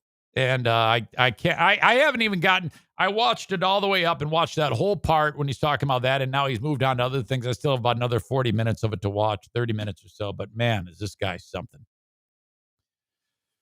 So what else do these assholes want to say? I want trans representation. All these activists and woke motherfuckers. It was important to shift the focus to the people that sign the checks, because Dave Chappelle doesn't sign the checks. Netflix does. Well, Netflix loves this. This is great. You are helping Netflix by all of your crying and bitching and moaning. If we have companies like Netflix who aren't listening to their employees, who are focusing their employees to participate in their own oppression, that's unacceptable. Oppression. Who's being oppressed? Give me a break. We're here to keep people accountable. We're not going anywhere. Efforts are underway to start a dialogue with Netflix executives. They don't care about you. They're laughing at you. Okay? They're loving this. There were some moments of shoving and pushing among the competing demonstrators, but the conflict was mostly limited to a war of words. Leah Figueroa, a student from Los Angeles, doesn't work at Netflix, but she said she wanted to back the walkout. While the streaming service offers positive fare for the LGBTQ community, she said it's having it both ways by also offering a show like Chappelle that includes disparaging comments about trans women. Well, so what? Well, don't watch it. Don't talk about it. People can say what they want. You can't sit there and have your cake and eat it too. You can say, "Oh yeah, they do a lot for us, but they don't do everything for us, so we don't like that." Too bad. If what you take Dave saying as disparaging and mean, well, you're just not paying attention to what he's actually saying. You got to really look at it from a lens that isn't so enraged and triggered, and understand that Dave speaks from a spot where, first of all, he's had a lot of terrible shit happen to him too. Okay? If you can't understand and follow the points he's trying to make in that special, you're just a fucking idiot.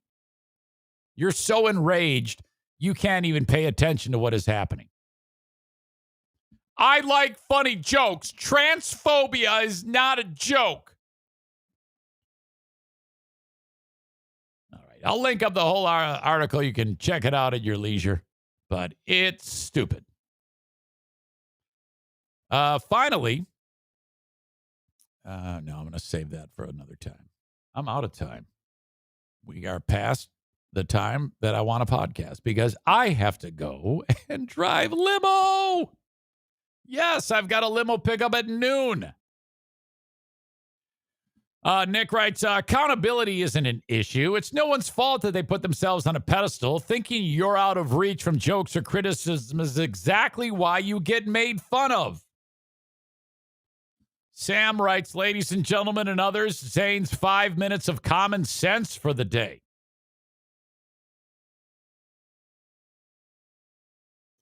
He also mentioned that he had a trans friend commit suicide after getting harassed by the trans Twitter community for supporting him after the last special. My God, that's incredible. I love Dave Chappelle, and I don't like all these assholes who are trying to shut him up. Fuck you, and fuck your stupid movement to cancel him.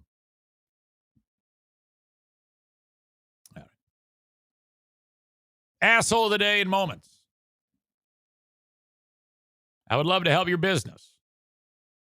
All these local businesses behind me have seen, well, some fantastic things happen with their client base, and I would love to tell the world about your business. Just reach out to me on the phone, Eric at EricZaneShow. I'm sorry, on the email, Eric at EricZaneShow.com, and I'll tell you all about it. Hang on. Damn it, getting old. Nominees for Asshole of the Day. Cardiff Electric is not included in that. If you non-creative, uncreative little flowers can't handle the comedy of Cardiff Electric, well, that's your own damn fault. He will be back on this show, and that makes me happy.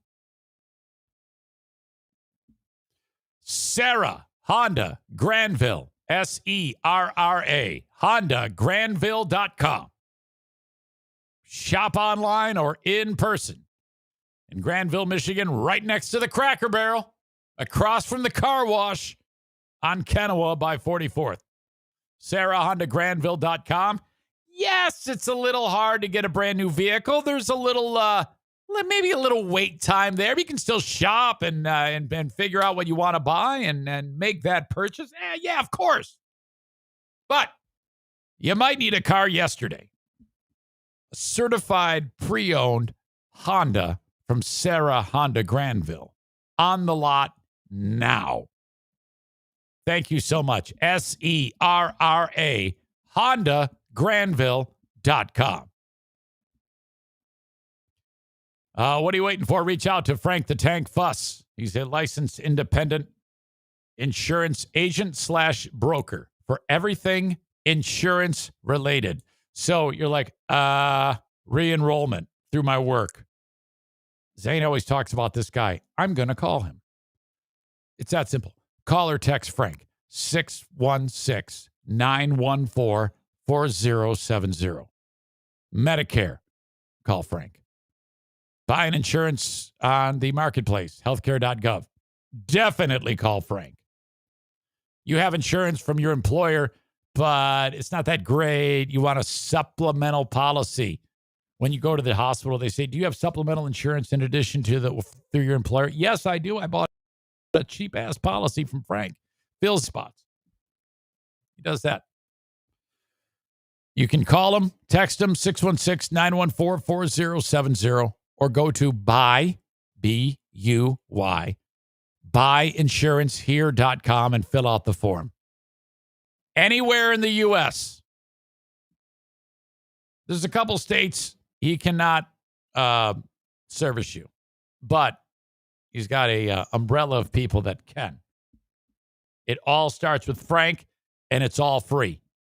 Everything I've just mentioned is a free service from Frank, the Tank Fuss. 616-914-4070. My vote for Asshole of the Day are all of you people that don't get the comedic genius that is Cardiff Electric. But I don't know if I'm going to make it that. Now, Dirk, who's so butthurt by this, Dirk is butthurt by everything. I'm butthurt by your QAnon conspiracy theories. Says Nick should be the asshole of the day for being a brown noser. Kenny, who, fuck, Jesus, you're so far gone. It's impossible. Kenny doesn't get knock jokes. So there's no way we could expect him to get the Cardiff Electric podcast appearance on this show. I mean, seriously.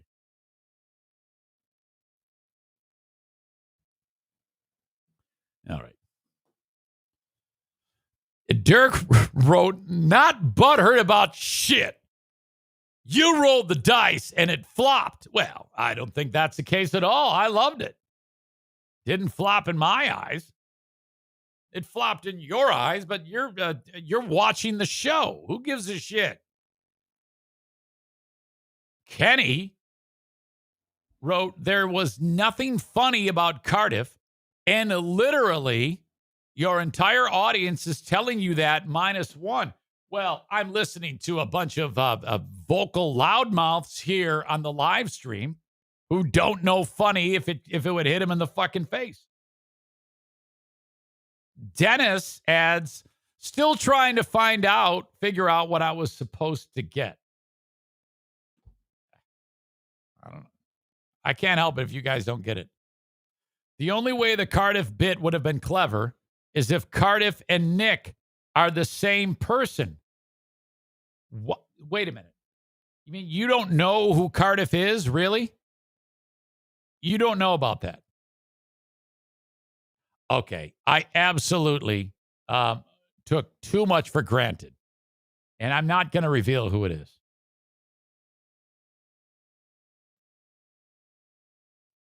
My God, you guys.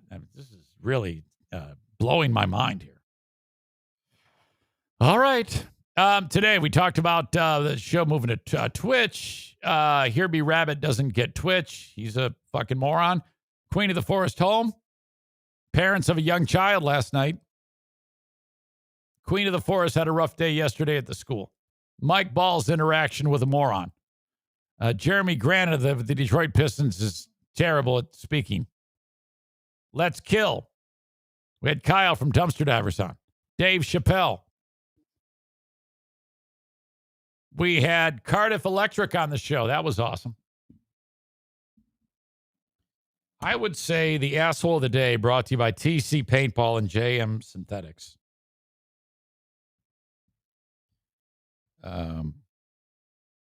Has to be the trans community. Oh, shit, Eric Zane. Yeah, I'm not scared of those fuckers.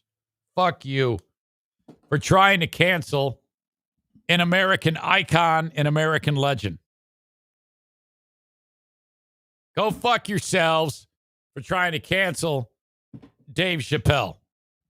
Get over yourselves and eat tons of shit, too.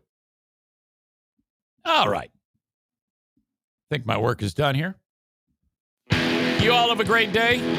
Till next time, remember, #UnblockCardiff. Thank you, folks. Bye-bye. Thank you, Nick.